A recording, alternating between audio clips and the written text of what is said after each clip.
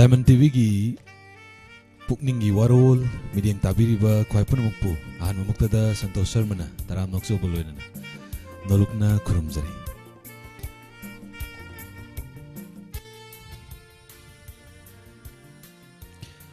Pukning gi warol da khoina season nazariba number 7005 707808 hairiba number sida mayamna call tobiraktuna pukning da fawiba pukning gi warol tambiba yagani live chat junction biraiba mi khudima haini alitana thagachari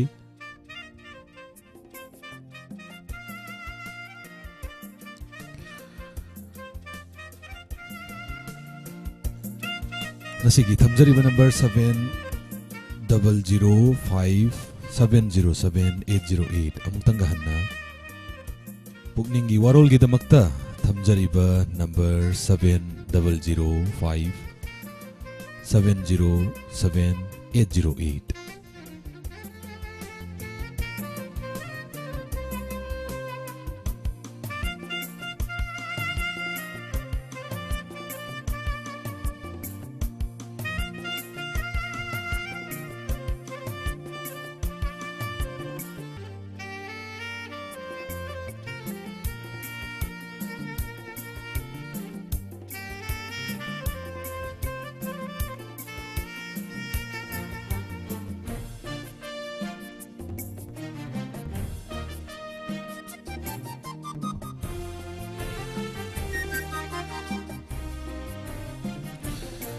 network se kara nungai badi wali hek haubaga adu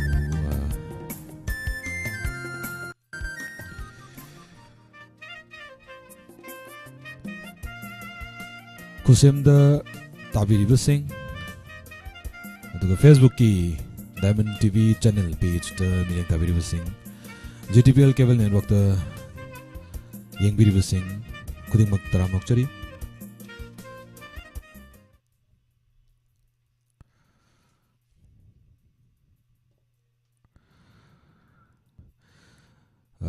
kitang panjarabada kiwina amuk chappe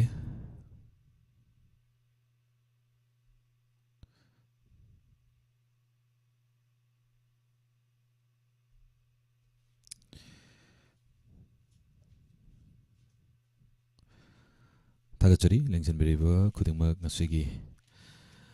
ahanba caller ahanba caller jisu net se yadabagira amuksu tatkre mayam gidamakta thamjariba number screen da ju hanjarage 7005 707808 hairiba number sida mayamna call tawbiraktuna pukningi warol thambisi net se kitang amuk nungairakpa mali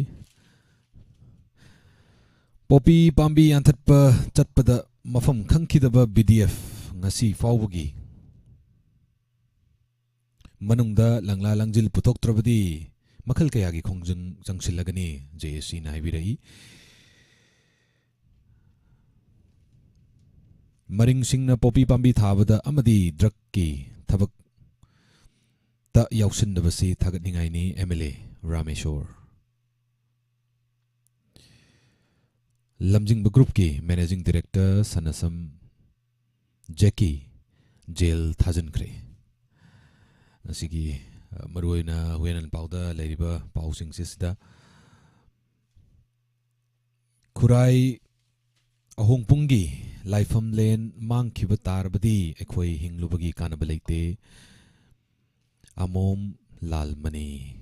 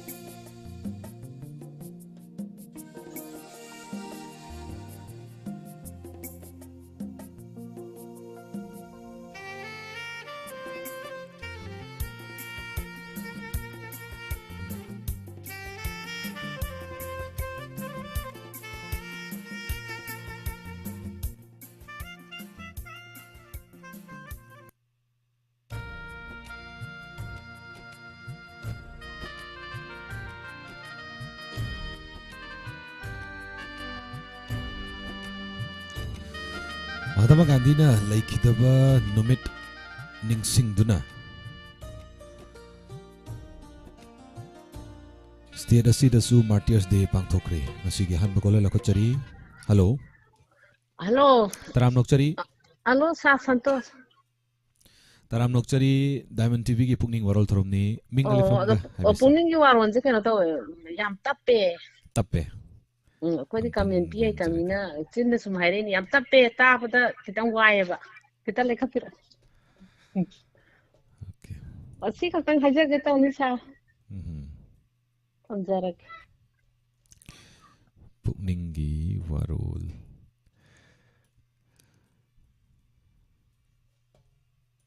Thagachari thambiramba yamna tappi na haibiramba do amdang yengbisi live chat telebiriba singna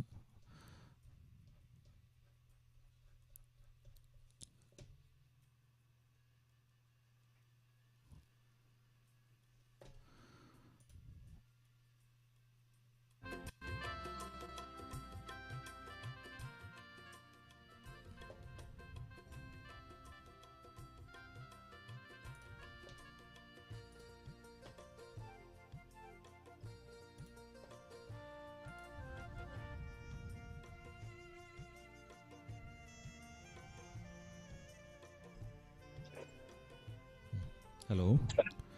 Hello. Taram nokchari. Ai khangbi gari kuma. Khangjai ma khangjai. Kana no ne khangba ubai tai. Konjel je. Bobo ayo bobo ni. Bobo koi na kau okay. Bobo ai bobo na phai pam jai. Okay. Iba do na ha wi mali bobo mu gari ke. Ai na no ja da pa mai ye. Hoi. Puni waro da kya ka sa ge to bu. Nan akhoi gi James akhoi to poki birthday no mi to. Ibungo ka olingana dum tawdara. Aina phone tawragani wang bhangdabadi sa padi boko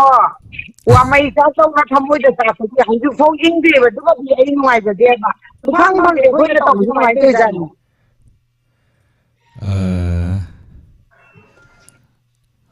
phone di phangwam di thokpani adubu kayamasu matungdaju adum ahambada dabona sarabona tawre adui matungda dawlen ga igana muk tawjare adui matungda muk Miss Nirmala ga adagi Miss Pusparani ga muk tawre na man taw ni tum de ste ko tayar thokta aduda amte ek phangidre thangde nuai de aduga maruai bado hagiya la ibung akhoi je isu nupi oi sa haure ai di nupa ita de nupi na ka poi isu da nupi ni poi luhong wa ngam ga lo ba man de ibo amtang pai bi si ko net kano je sound ji yadre ai amtang semjar khige aduga amtang pai bi si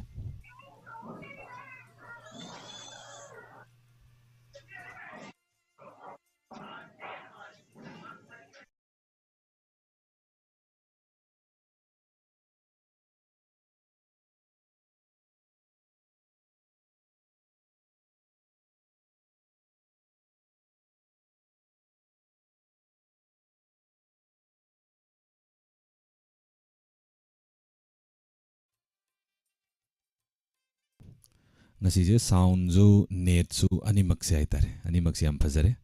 aduna mayam waro biroi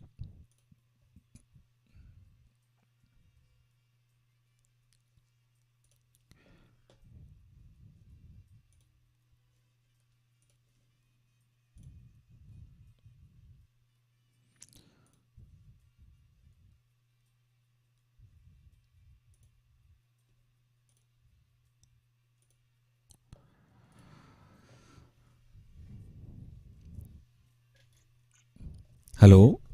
Hello, ibungo tabira ba? Tajari. Ai nadi taza ba. Aduga mi mayam jina. Ai kada ba ai pam ta phongdo tarage. Mi mayam jina tabra. Maro haba. Luho bagi ta tawli ba decoration tang iba paisa lai ba pigi kamai hong ni. Achi mu ngai le. Adagi loina na sora makta ta lo luho ba makta ta lo. Akoi gi kon ta kon sakti wa ri jin da paisa thar ga interest pi ba na ta ba. ꯃꯌꯥꯏ ꯑꯩꯈꯣꯏꯒꯤ ꯚꯥꯕꯣꯛꯇ ꯐꯝꯃꯤꯕꯒꯤ ꯒ꯭ꯔꯥꯎꯟꯗꯨꯒꯤ ꯂꯣꯏ ꯄꯩꯁꯥ ꯊꯥꯏꯌꯦ ꯚꯥꯕꯣꯛ ꯄꯩꯁꯥ ꯊꯥꯕ ꯍꯥꯏ ꯃꯁꯤ ꯂꯥꯛꯏꯕ ꯚꯥꯕꯣꯛ ꯃꯌꯥꯝꯁꯤ ꯐꯝꯃꯤꯕꯗꯨ ꯃꯣꯏꯒꯤ ꯇꯨꯃꯤꯟꯅ ꯐꯝꯕꯅꯤ ꯑꯃꯗꯨꯅ ꯃꯌꯥꯏꯗ ꯁꯛꯇꯅ ꯋꯥꯗꯅ ꯑꯩꯈꯣꯏꯒꯤ ꯃꯌꯥꯝꯗ ꯊꯃꯣꯏ ꯄꯦꯟꯍꯜꯂꯤꯕꯅꯤ ꯑꯗꯨ ꯍꯦꯟꯗꯣꯛꯇꯅ ꯄꯩꯁꯥ ꯄꯥꯏꯕ ꯃꯤꯁꯤꯡꯁꯤꯅ ꯃꯇꯥꯏ ꯃꯇꯥꯏꯗ ꯐꯝꯃꯤꯕ ꯚꯥꯕꯣꯛꯇꯁꯨ ꯄꯩꯁꯥ ꯊꯥꯔꯕꯅꯤꯅ ꯂꯥꯏꯔꯕ ꯑꯩꯈꯣꯏꯗꯤ ꯄꯩꯁꯥ ꯊꯥꯕ ꯉꯝꯗ꯭ꯔꯦꯕ ꯑꯗꯣ ꯏꯅꯥꯛ ꯈꯨꯟꯕ ꯃꯌꯥꯝꯁꯤꯁꯨ ꯊꯥꯕꯤꯒꯦ ꯍꯥꯏꯇꯥꯔꯗꯤ ꯂꯣꯏꯅꯃꯛ ꯂꯥꯛꯏꯕ ꯚꯥꯕꯣꯛ ꯃꯌꯥꯝꯁꯨ ꯄꯤꯕꯤꯔꯣꯕ ꯑꯗꯨꯗꯤ ꯅꯠꯇꯅ ꯃꯃꯥꯡꯗ ꯐꯝꯂꯤꯕꯗꯨ ꯄꯤꯔꯗꯅ ꯚꯥꯕꯣꯛ ꯃꯅꯤꯡꯗ ꯐꯝꯕ ꯂꯥꯏꯁꯨ ꯄꯤꯗꯦ ꯃꯁꯤ ꯅꯤꯌꯣꯝꯁꯤꯕꯨ ꯑꯩꯈꯣꯏ ꯃꯅꯤꯄꯨꯔꯁꯤꯕꯨ ꯃꯨꯊꯠꯄ ꯉꯝꯃꯔꯣꯏꯗꯣꯏꯅꯤ ꯊꯥꯒꯦꯅ ꯊꯥ ꯇꯥꯔꯒꯗꯤ ꯃꯅꯤꯡꯒꯤꯁꯤꯁꯨ ꯊꯥꯕꯤꯔꯣ ꯂꯣꯏ ꯊꯥꯕꯤꯔꯣꯕ ꯑꯗꯨꯗꯤ ꯑꯃꯅꯁꯨ ꯅꯨꯡꯉꯥꯏꯇ꯭ꯔꯦ ꯑꯃꯅꯁꯨ ꯅꯨꯡꯉꯥꯏꯇ꯭ꯔꯦ ꯑꯗꯨꯒ ꯍꯦꯛꯇ ꯃꯌꯥꯏ ꯚꯥꯕꯣꯛ ꯑꯗꯨ ꯏꯁꯩ ꯁꯛꯏꯕꯁꯤꯡꯗꯨꯗꯤ ꯃꯤ ꯑꯁꯦꯡꯕ ꯑꯩꯈꯣꯏ ꯃꯌꯥꯝꯒꯤ ꯃꯤ ꯄꯦꯟꯅꯕ ꯁꯛꯏꯁꯤꯗꯤ ꯑꯗꯨꯗꯤ ꯌꯥꯝ ꯊꯥꯕꯅꯁꯨ ꯑꯩꯈꯣꯏ ꯄꯦꯟꯖꯗꯦ ꯌꯥꯝ ꯊꯥꯅꯤꯡꯉꯦꯕ ꯃꯣꯏ ꯚꯥꯕꯣꯛ ꯊꯥꯅꯤꯌꯦ खनबदा आई पैसा थानिंद्रेबा लाइक तलाइर बनिना कोई दुम ना पदबु अदुगा इना कुंबा मयाम जु आइना ngasi डायमंड लेगो तो खतरी से भाबोक ता पैसा था बिजुन तन लेती हूं मसी अकोई मयाम था थापी के हगना भाबोक लोइने मा थापी हूं नत्रगति मसी लेती गति साथिंग याम तकले हाजे मोय मथा ले कितम खन बया है गोप तौरी बरा करिनो मसबु आई की वाखन दि याम नुंगाई जदि आई डायमंड द खतरी नि डायमंड वाखल लोलसा बोबोक ता थबिरम बोबोक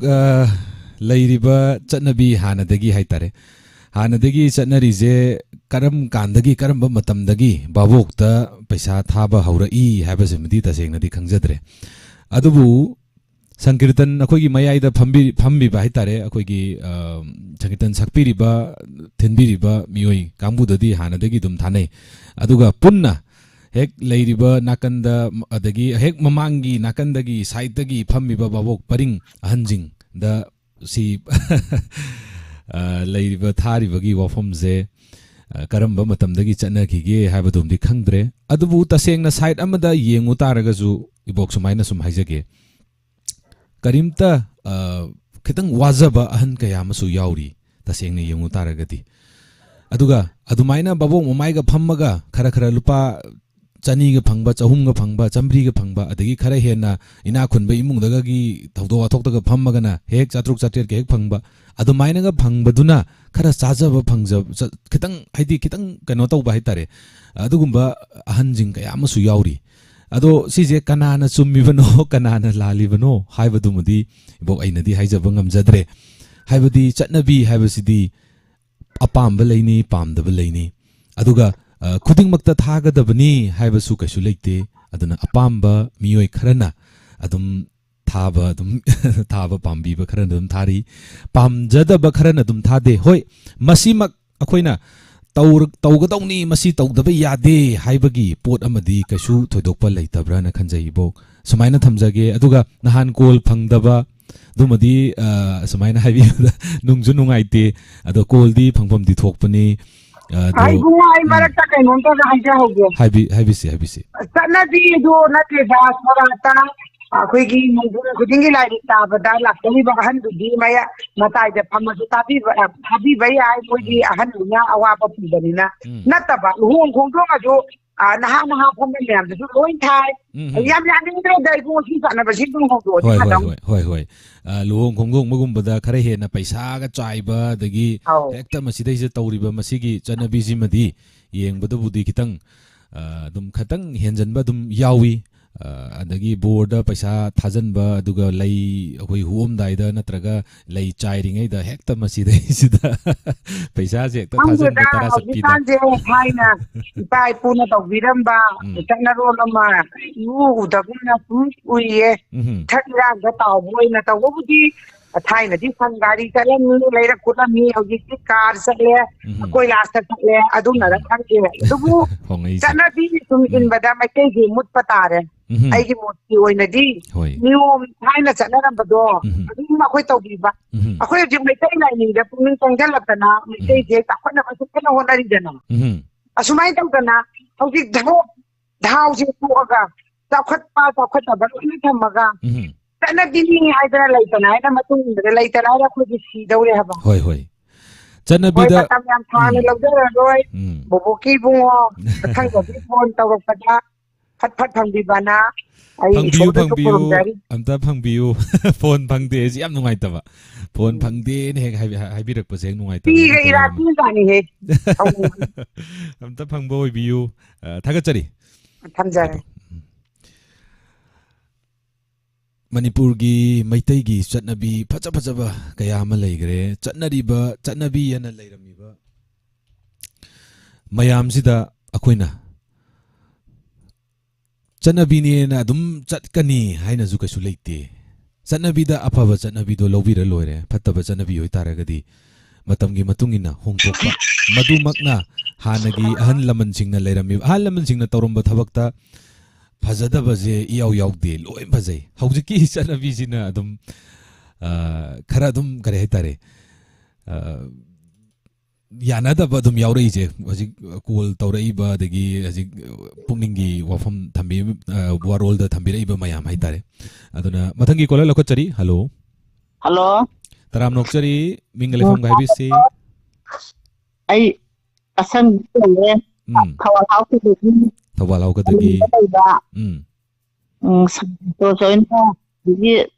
ꯑꯃ ꯀꯔꯤ ꯗꯣꯔꯦꯜ ꯍꯥꯏꯕ ꯀꯔꯤ야 ꯑꯃ ꯏꯁꯩ ꯁꯛꯄ ꯀꯔꯤꯗꯣ ꯑꯃꯗꯨ ꯏꯁꯩ ꯁꯛꯄ ꯑꯣ ꯍꯣꯏ ꯍꯣꯏ ꯏꯁꯩꯒꯤꯗ ꯇꯧꯕꯗꯣ ꯑꯃꯗꯨ ꯑꯣꯀꯦ ꯑꯣꯂꯦꯟ ꯁꯥꯄꯝ ꯑꯣ ꯑꯣꯂꯦꯟ ꯁꯥꯄꯝꯗꯣ ꯃꯥꯅꯒ ꯇꯧꯕꯁꯤ ꯅꯨꯡꯉꯥꯏꯕꯗ ꯃꯐꯝꯗꯗꯤ ꯂꯩꯕꯗ ꯑꯍꯤꯡꯗ ꯇꯥꯏꯕꯁꯤꯗ ꯑꯍꯤꯡꯁꯤꯗ ꯑꯗꯨꯒꯤ ꯇꯥꯍꯧꯗ꯭ꯔꯁꯨ ꯇꯨꯝ ꯌꯥꯗ꯭ꯔꯦ ꯁꯥꯁꯛꯄꯁꯤꯅ ꯄꯨꯡ ꯌꯧꯔ ꯄꯥꯝꯁꯤ ꯇꯥꯕ ꯌꯥꯝ ꯑꯗ ꯉꯁꯤꯁꯦ ꯇꯧꯒꯦꯅ ꯇꯧꯔꯛꯄꯅꯤ ꯇꯧꯕ ꯈꯨꯗꯤꯡ ꯐꯪꯗꯕ ꯍꯣꯏ ꯅꯦꯠꯋꯥꯛꯁꯦ ꯈꯤꯇꯪ ꯅꯨꯡꯉꯥꯏꯕꯗꯤ ꯋꯥꯠꯂꯤ ꯑꯗꯨꯕꯨ ꯑꯗꯨꯝ ꯈꯔ ꯈꯔꯗꯤ ꯑꯗꯨꯝ ꯇꯥꯖꯩ ꯑꯇꯣꯞꯄ ꯀꯔꯤ ꯀꯔꯤ ꯋꯥꯐꯝ ꯊꯝꯕꯤꯅꯤꯡꯕ ꯍꯥꯏꯕꯤꯁꯤ ꯁꯨꯝ ꯊꯧꯔꯝꯁꯤꯗ ꯃꯣꯏ ꯇꯥꯔꯤ ꯑꯩꯈꯣꯏ ꯒꯃꯦꯟ ꯄꯤꯕ ꯍꯩꯇ꯭ꯔꯁꯨ ꯅ ꯁꯨꯝ ꯍꯥꯏꯅꯤꯡꯗꯅ ꯍꯥꯏꯔꯛꯄ ꯊꯥꯒꯠꯆꯔꯤ ꯊꯦꯡꯛ ꯌꯨ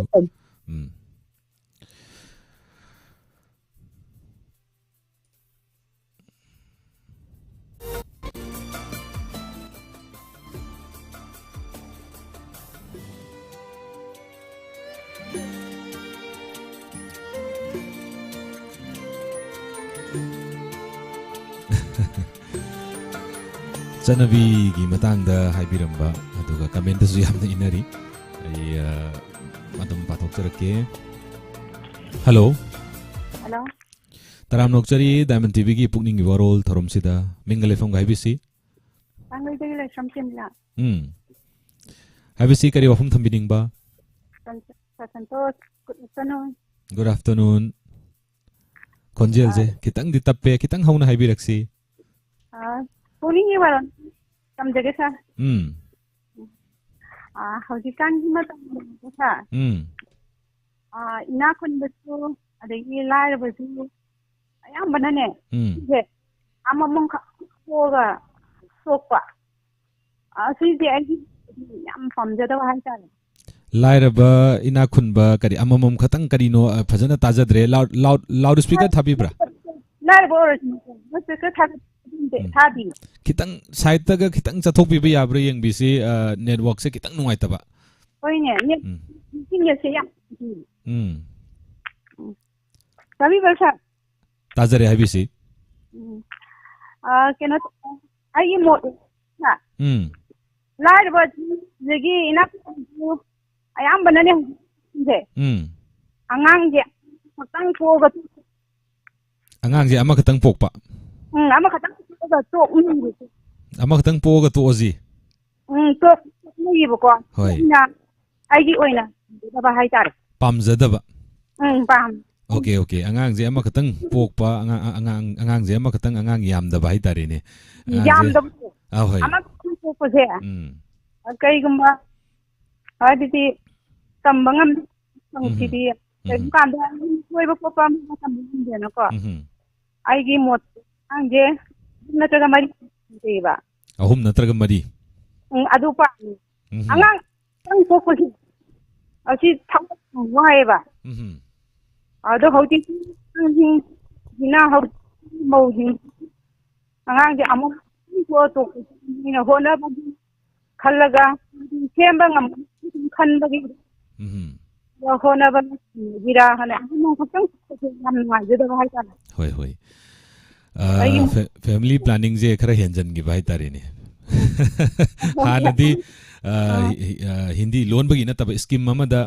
लेंगा के ने लेरंबे स्कीम सेंट्रल की स्कीम ममदा अखोगी हम दो और दो हना है तारे हाइदी अखोई अन्नी अदुगा अखोई चा अन्नी गाना सुमाइना लेरम्मी है तारे हाइदी इंडियन की पॉपुलेशन जे हौजिक यामद्रबदा 1.35 बिलियन है तारे करोड़ चाम कुंथ्राग मंगा हेंजलाबनी अदुगा मणिपुर की ओइनदी मणिपुर की लेंगांगना हाइगिबदा है तारे अंगांग जे मरी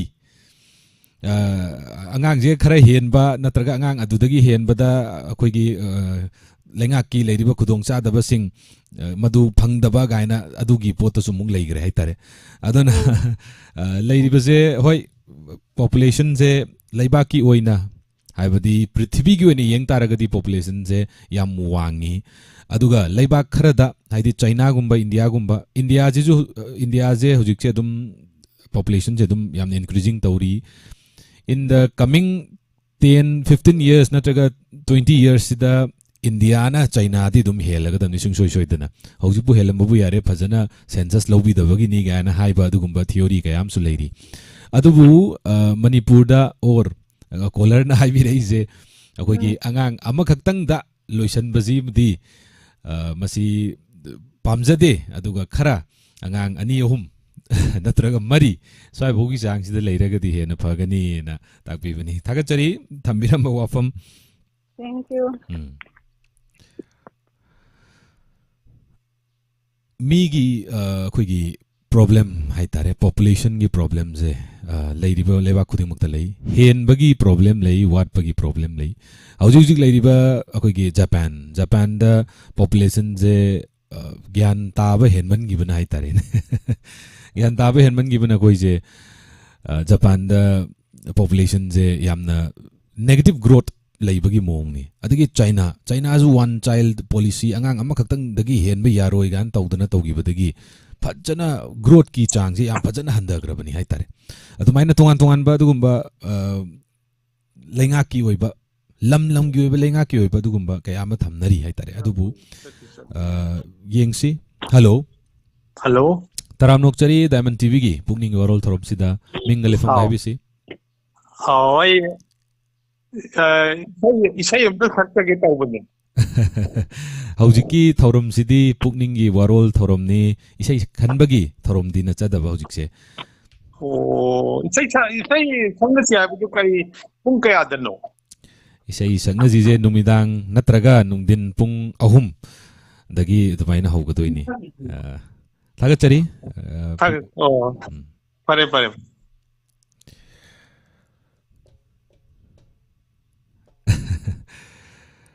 बेम कोन अदताई हाइरी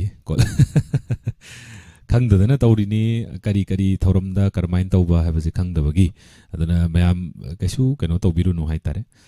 अदुना पॉपुलेशन की वफम दा अखोगी लेरिबा मैतई की फुरुप हौजिक त्रिपुरा दा त्रिपुरी मांगरिबा अदगी मणिपुर दगी मैतई की हौजिक ngarang nahan da world Meitei council गा सुगनु दा अखोगी सेशन कॉन्फ्रेंस तौदना मैतई कमदौना कलहौदबा यादे कमदौना कलहौसिगे हाइबगी पृथ्वी की ओइना अखोगी लौरइबा अदुगुंबा थबक थोरम कया मा तौरी हाइतारे अदुना तसेंगना येंगु तारगदी अंगांग हाइतारे फैमिली जिजु अखोगी तसेंगना यामबा हाइबगी कानाबा लई यामदबगी कानाबसु लई अदुबु खुदिंग मक्ता हौजिक चाइना ना साउखत क्रिजि करिगिनो अदुम मयाम खंगनाबा याई चाइना ना साउखत क्रिजे यंग पॉपुलेशन लईबैनी अदुनबु इंडिया जु हंतक लाकदोरिबा सही खरा सिदा थिंगबंगा मोय चुंगसोय सोयदोना साउखलकनी जे कैगिनो मतमदा इंडिया दा half of the population J young ने यूथ ने अदुना वर्किंग पॉपुलेशन यामनो यामी अदुना इंडिया जु सुंगसोय सोयदोना साउखलकनी हाइरिबनी हाइदि हौजिक जिकु साउखलाई अखोगी चौखलपी चांग याम वांगना हाइतारे अतोप लेबाक सिंगे नमतमदा थागचरी कॉल तोब्रेपा हेलो तराम नोकचरी मिंगलेफम गाहिबिसी good afternoon sir good afternoon Linthoi Chanu. Linthoi Chanu kari wafam thambining ba ngasi pungning warol da habisi. Isi ama ki kola ama mamangda angang masing yamdana pokpagido. Adudo masing yamdana pokpase koi nungaite habado asengba magne. Habati hauji minority tabo lam oira abanina ko. Angang masing yamdana poktu sarupudi angang masing yamana pani hayeng khayamna ama ani kitang pokpado adu hoi ꯁꯦꯝꯕꯒꯤ ꯈꯜꯂꯒ ꯃꯃꯥ ꯃꯄꯥꯁꯤꯡ ꯑꯣꯏꯕꯁꯤꯡꯁꯤꯅ ꯑꯩꯈꯣꯏꯒꯤ ꯑꯉꯥꯡ ꯁꯦꯝꯕꯒꯤꯗꯃꯛꯇ ꯈꯜꯂꯒ ꯋꯥꯗꯅꯕꯅ ꯁꯨꯝ ꯈꯟꯕ ꯑꯣꯏꯔꯝꯕꯁꯨ ꯌꯥꯏꯕꯀꯣ ꯑꯗꯣ ꯇꯧꯕꯗꯗꯤ ꯑꯉꯥꯡꯁꯦ 3 ꯅꯠꯇ꯭ꯔꯒ 4 ꯄꯣꯛꯄꯤꯕ ꯑꯩꯒꯤ ꯑꯣꯏꯅꯗꯤ ꯑꯩꯒꯤ ꯃꯣꯠꯇꯗꯤ ꯑꯉꯥꯡꯁꯦ 11 12 ꯑꯣꯏꯅ ꯄꯣꯛꯄꯅ ꯐꯩ ꯌꯥꯔꯒꯗꯤꯅ ꯈꯜꯂꯦ ꯀꯌꯥꯝ ꯌꯥꯝꯅꯅꯕ ꯌꯥꯔꯒꯗꯤ 11 12 ꯗꯖꯟ ꯑꯃ ꯄꯣꯛꯄ ꯍꯣꯏ ꯍꯣꯏ ꯑꯗꯣ yamna nungairi wafamje tasengna yengu taragadi health ki problem zu yamna lei haidi pokadori je tasengna pokadori je mama oibi singnani aduna hanagi leiriba ahanjing haitare akoigi ibok adagi thainagi ahanjing jidi angangjing loi yamnai haidi akoidi ichinau mapan ni tara ni adagi tara mathoi ni ani madi leigidrega sumaina mayam ama wari je dum tazai haitare adu hojiki matamdadi isinauze yam dre haitare haidi leiri je akoidi nupa ma nupi ma natraga akoidi nupi ani natraga akoidi nupa ani sumaina anamana loisalli haitare ado hoi yambagi kanaba zum haijabada leibaki oina yengbada kanaba imungi oina yengbada kanaba ana e yorokpa matamda ithandana sienbada adum wagadoini ado isinau khari yam taragadi adu ju dum mateng adum pangnei ado isinau yambagi ju as inau pana yengjani da tamona yengjani da tayai na yengjani da hiring da ima baba do adum kanamta ni yengdaba ju dum leiri poni aduna masidi adu yengsi lintoi na haibiba angang tara mathoi ni thoi dudi khara di yamalle adubu angang 3 4 adumaina thambana di phagadra na dum khanjai ina sum khanjabada thagachari sum nokse na budi sum haibne ado yaringai di haji matam di angang amani je dum taweba akhoi gi jo khoi isina 3 nebako ado nupi di ai ithanda oyeba ado nungaite ba nupi ithanda oibani na haidi nupi masen tanabagi khudong chaba amasu lei nupa masen tanagibagi khudong chaba amasu leibani na ado aiju ai thanda oibani na tanaba hangdabado adu na nungai je davido adu gi sum isada yam feel tawbadu gi wa sum puthokani da sa thagachari linthoi haibirakpa wafam haidi ichinau haidi aigi yamba ma leram taragadi ai ngasi yam nungai ni khanjaba haidi aina haining bawa aina sananing bawa natraga ai ginaum nei tagadai sumaina sembini natraga ai sumain tawni na adumaina lei matangi kola lokachari hello now ai satawjari phone tawjari bai rajasthani shakespeare tamachari am habisi am asigi puning waron dai ngarang na hajagi tane maram teinang to fusiam nungai mayam se nok sinu e kana ba topic khana ba ta ko yamba james na to wasu nungai nungai te habana te do naw na torok pasna mayam je ko gi ning bagi thil thamoi dam phawri ko isa da ingon da thok pa jin mayam je thong khana dai na je nungai ba hai ta na hoi ti jo ado ai gi ngasi gi topic sina mayam na khana ri sida gi iroina na supplement to boina yai ba ko habisi angang koi manipur da su missing handaba edum si quite impact so bisa koi mamang da ina around sahi class 4 5 1995 sai do ido mal ko class 1997 sai do ido mal hai sawa ko ado radio tv da angang ani natraga ahumna wochi na haiba koi advertisement na kanna pi ba message sama madugi impact ne bangasi akoina gyan taba sadana ani natraga ama daga lotion nei se madugi impact message tu na piram dragadi mayam se magi te hani hoi matamatum jugi awon banina dum purak pani adu go su matam da jugi video da tv channel da advertisement ama koi gi kaya ni Manipuri channel da sum national dai sandorak pane koi ki londa hanto sandok pai wane ko aina ta jau da du yam kanna dum ten makai ki paw ayu king ding dang ki kong thoram na haron ki thorang naron khonjing ki thoram da yam lak thi ba du do matam de tv gen thingai lai thingai tv da budi thoina bu lak tre ko di ki impal ke ki adu masum lai re mu khana ra se adu na mu kan tor ga ko seng na ha da hoji chari ba sinjak se sina angang amana mama mana angang ni pok pada taseng war ba matam ni haibadi normal pok pa jam ta pok na dre surgery tora pok na re angam pok dal pa lising yang khai natraga na lag amagi maya ne ga somda hospital normal kan da private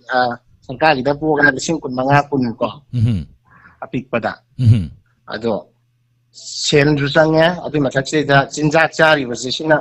tabak su nupi oi bida seng ai ga matam da aina sum khangjara pada ai isani le je nupi ngai se wairam leitam koi taiba khotba ta moi exercise yam mathau ta ga adu hajik te adu natre phamma ga chara ga tum lai bine to ise sigi impegam su nupi da massage koi delivery je normal ngam da bai ta ai de lai upha bani na delivery normal ngak ta ne adu ga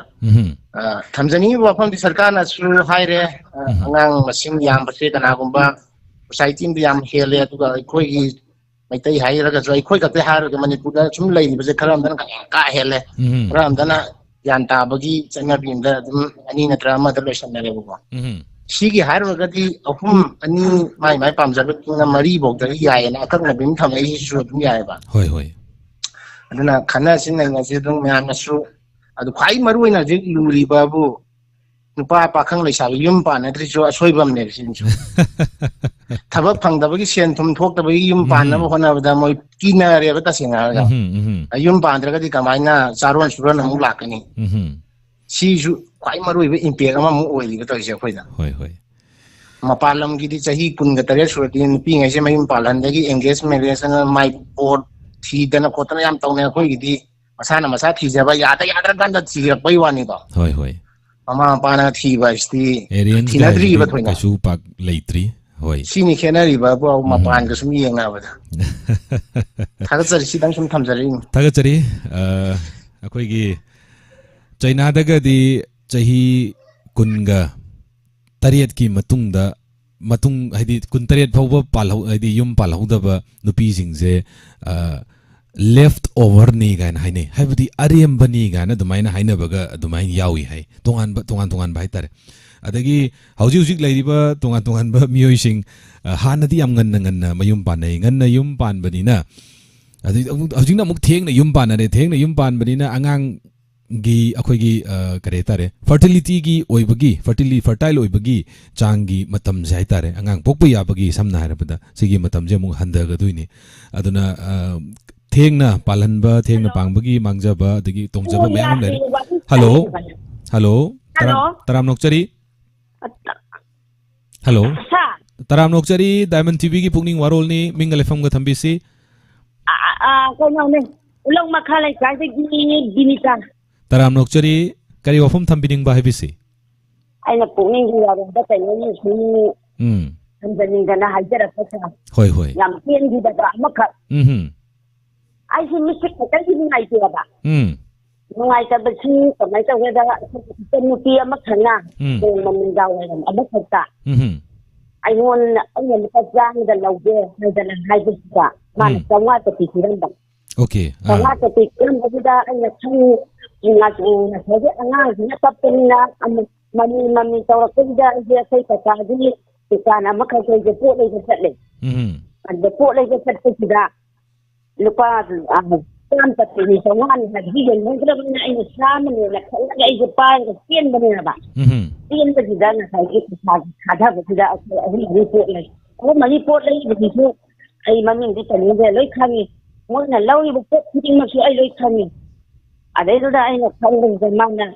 na sai ki pai thang ni mai da ma la ga yen ho ya ba ai ji sam ta ti ne na pi da ma ba ni ko ta ma de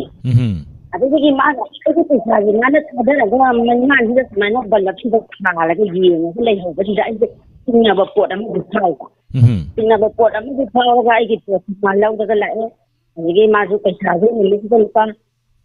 yang khai ra ho pura hal la ga lai adigi isan isna nungala ko nama ngarang itu thabu piu hai adu ni ai kai ni ne hai zo ni ko salu pa san ta pina to ne hai yang su ka no to ba ina ma tang no pa ti ni ai na pi ni do nan khang do hai adu ni ai di khang din ni atu ki ka ka da ni bai ru ni ne ai am to chin ki ne yang si la tong ki da nang ko dai itu ko tang nga ta pi da hai na tau ka na mà tôi thì là người ta không ai tự sai nó có buộc lấy cái này cái anh nó khăn được thì mỗi ngày làm ngày là cái này tôi chỉ năng là cái này hay cái buộc em mà tầm em mới lấy này ở bên đó anh cái lấy đó có cái anh mình này tôi cái tên tôi chỉ là gì sống mà tự nhiên hay cái nào hay tôi ai đi dùng đâu đấy cả cả ai đi mà ăn cái thà thì sống mà tự nhiên hay cái mấy cái tên cái thà là ổn hay cái ai cái tên cái thà là cái này trong ngày chụp hai cái gì ấy chụp cái gì năng là hai cái thật chứ năng cái nào chân năng hai cái gì ấy chụp cái hành đấy anh adu na tra cái gì ấy chụp cái hành rồi giờ hai cái anh adu anh chính là cái thà là cái mà nó lấy hồi cái bột mà yam chiên nó bột nó chiên cái rồi cái gì năng nó qua đây cái thà chứ trong ngày chụp cái jam chụp cái adu năng xoay ra qua hàng gì là cái gì hay không biết cái gì mà tầm mà bây giờ anh đi một bạn nó phải sát thuốc ra bên này phải sang ngồi cái khu vực xa ra bên này mà mình ngay ra bên này hai cái mông ra nhưng mà phải sát cái thằng là cái gì họ cái mông là sống là tự nhiên năng nhập bài hay là sống là tự nhiên thật ra gì năng là hai bên nó hai cái mông là mà tầm giờ thằng gì đó họ chỉ cái đúng biết cái đấy hai cái tàu cái gì mà chỉ một hai bên ngầm bên này mà chỉ để cái cái mình hiện thực là tàn trả đi là không có đâu kudong chadaba miyoi singdagi kudong chaba lauge na ngai ba mi su dum lei report ni aduga matam du da khoi je dum hayo ga dong ni karino andi kari mingok je medam dum kau jarage ai ni ya ha da kai je adumaina haidi ngasai gi pyramid ba paisa do isana khanghou taseng na ju khanghou dre mu haire adu tare gati adugi da zu mu kitang khudong cha da mu leire ado dukan du da mu isana adugi ngasai piram mi ba mi duna khoi gi kare tare aseng bu haira ga matung da mu chatlaga adu da mu changum matam da moina mu adu ni adani na mu haibire na mu haidai bani wapam hoi ado khara dum haiba aseng bu wa do haiba da adum khannaba nataba haidi khannaba haidi sini sumain tobani na sengna haibana bhagadra adumaina tobana aduga kitang saubiriba kitang sauna ju uzava tajava haitare ado kitang phada biraga asengbo wafam duda hairaga haidi dukan mapu duda adagi leiriba mi duda haitare adumaina haibiradi hena phagani khanjai thagachari thambirakpa wafam ado aina sangi badi sa yam engna hada badi ai gi ikirani ikura do aina kitang nungai gi da taraga nang porai je kana ni nang khano dra samai khami ni sadara mene haga da su kai da bra hai da na ino khan aso kana ta bani na hoi na khan to rei bo pot ba ai na khan do to do nyam ina law na ram bo ai gi asoi ba ai ni ho da gi ni ko hai da bo gi da pukchel chawba ama yam phajana changi chama sida society sida khunai sida leminage haitaragadi aduna adugi wafam do mayam punna ngasi tari mayam sina punna dum khangaba poni haitare kanana kari tauba kamai tauba no haije adubu asengba achumba da anambana loina chachi haiba wafam ji thamjaraga mathangi caller da khudong cha bijari thagachari fa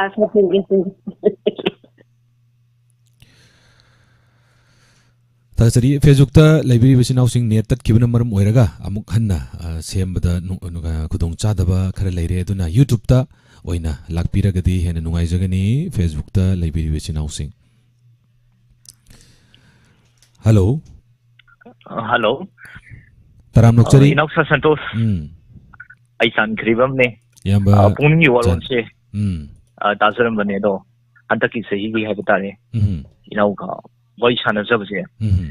Pang the Badu Masi, 2023 winner. You know, Boy Chana Jabba Pang Jabse, a handbani. I know what's saying that pushes through. inabusu tawwa thabak khudingmukta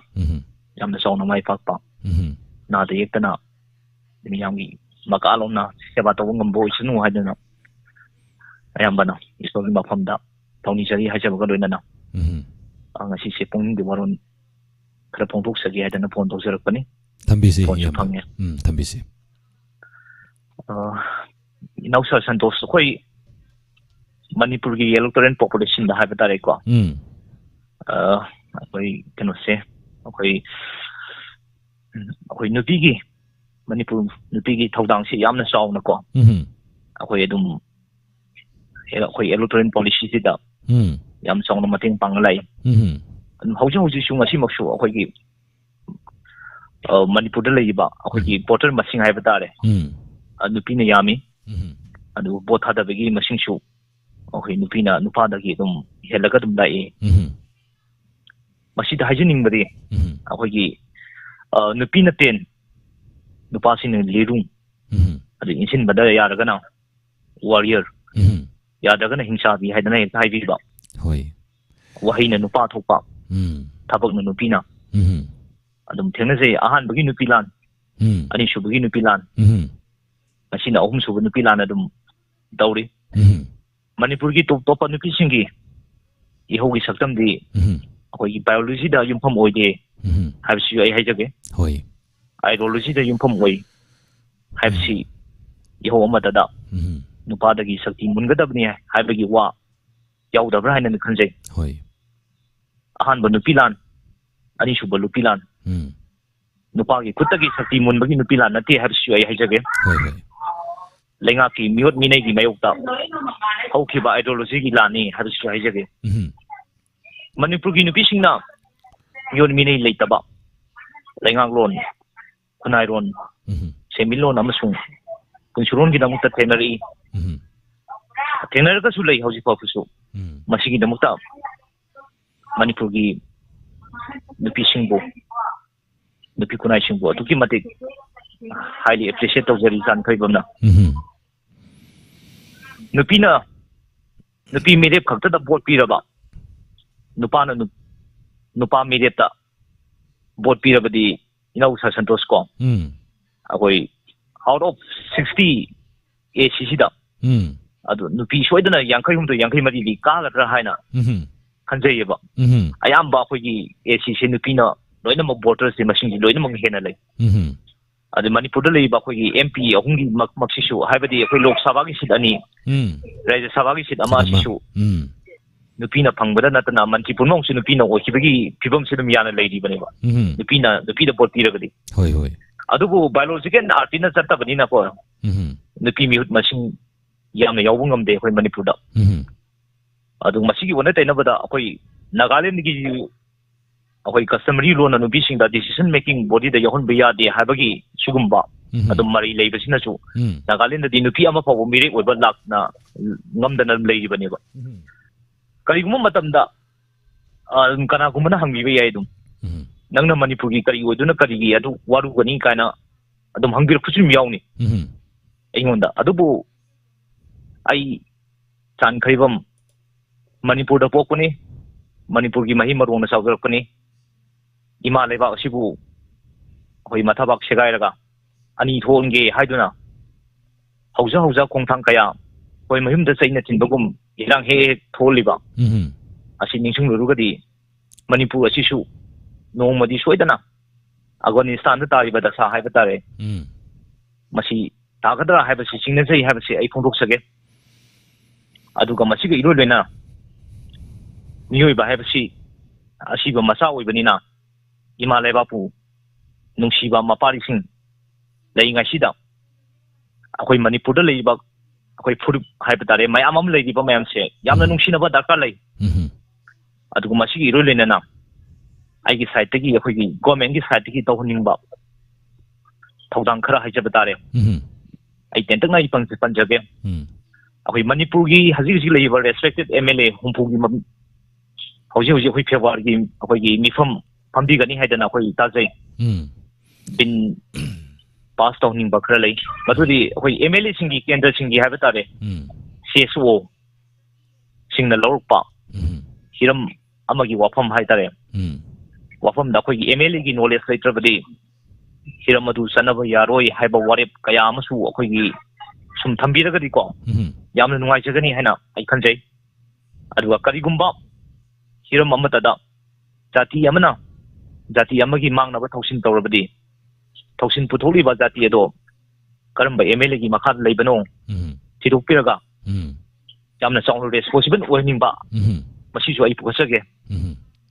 अदुगा मसीगी इरोइलेना अखोई चिंगमी सिंगना तंपाकलमदा खुन ताबा मतमदा खुन अदुगी ममिंग होनदबा अदुगा अनौबो ममिंग अमो थोनबदाजु अखोई याम फजन येंसिनानिंग बाहाय तारेको मसी आइना चिंगमी तमी हाइदना मसीदा अखोइना discriminate तौसबी वाफम नते दोइनम पुमनम अखोया सना लेबा कंगलिपा सिदा बुक्सबा अखोई पुमनम यामना कोऑपरेशन लेना लेबिना सी हाइबी वानी मसीदा अखोई कयामा इरांग सगतपा कयामसु दुम थोक्तब नते हाइजबने अदुगा मसीगी रोइना अरोइबदा पॉइंट अम थमजगे अखोई रेस्पेक्टेड अखोई एमएलए हुंफुना मसी मसु वारिप तानिंगी मदुदी मणिपुर मचेत तानबा होनबदा खुचंग दुगी ममी ताबा अखोई एनी हायर अथॉरिटी हाइब तारे ऑफिशियल्स हाइब तारे इवन एमएलए अदुदी यावलबदी अखोई मपुंजी सुबा पोल लेपा यहंदबा असुमना सिनेबिरबदी अखोई मणिपुर की अखोई खरा याइफगदरा खितंग दोइसु कना तौजगदरा नयामगी साइडगी मोद फोंथोकसगे अदन फोन तौजबनी अदुगा ताबी बपुमनमक डायमंड टीवी बुबु कोनुसी बिदुन ताबी बपुमनमक कुसु तान करिबना ngasi Wednesday numit oiba male Tuesday numit oiba male sorry Tuesday ni Tuesday numit na lafusda pun momoksu tekta kaidana yamna yaifana nungaina leibo ocean waidana san karibangi mai kedi wisijari adu inausa santos na tawbirakpa tabada tuki matik yamna nungai yamna chinglemba inauni ngangthokpa saktoropada yamna taninba haibetare yamna nungsiba pawi nayam saitagi full of support haijabagaloinana asidi matang sida phone thamjaragi Thagajari yamba chand karibam pukatpiramba wafam sing Manipur gi tungan ba leiriba thokiba lanfam haibatare lanjau Manipur gi oindi lanjau ni ahan banupilan amadi ani subanupilan masida is the nupi gi right ki damakta tawgiba nate Manipur kanse hana thoglakibani Manipur kanse Manipur gi sana laibak Manipur kanglaipak kanse na thoglakkiba adugumba ngaktani akhoi gi nupi khaktangi right ki damakta nupi na songna gi balan amata leiti nupi bu hanthana yengbagi adugumba mawong je Manipur da hoi imungda akhoi gi leiriba tongan mafam singda natraga akhoi gi ngasai panbirambada Nagaland da governing body da yawba yade ga na yawhunde haije aduga Manipur da di madugumba leiti aduga yes leiriba tongan ba nungai taba amuk hai taragadi member amale pengkhalasi member je nupi oire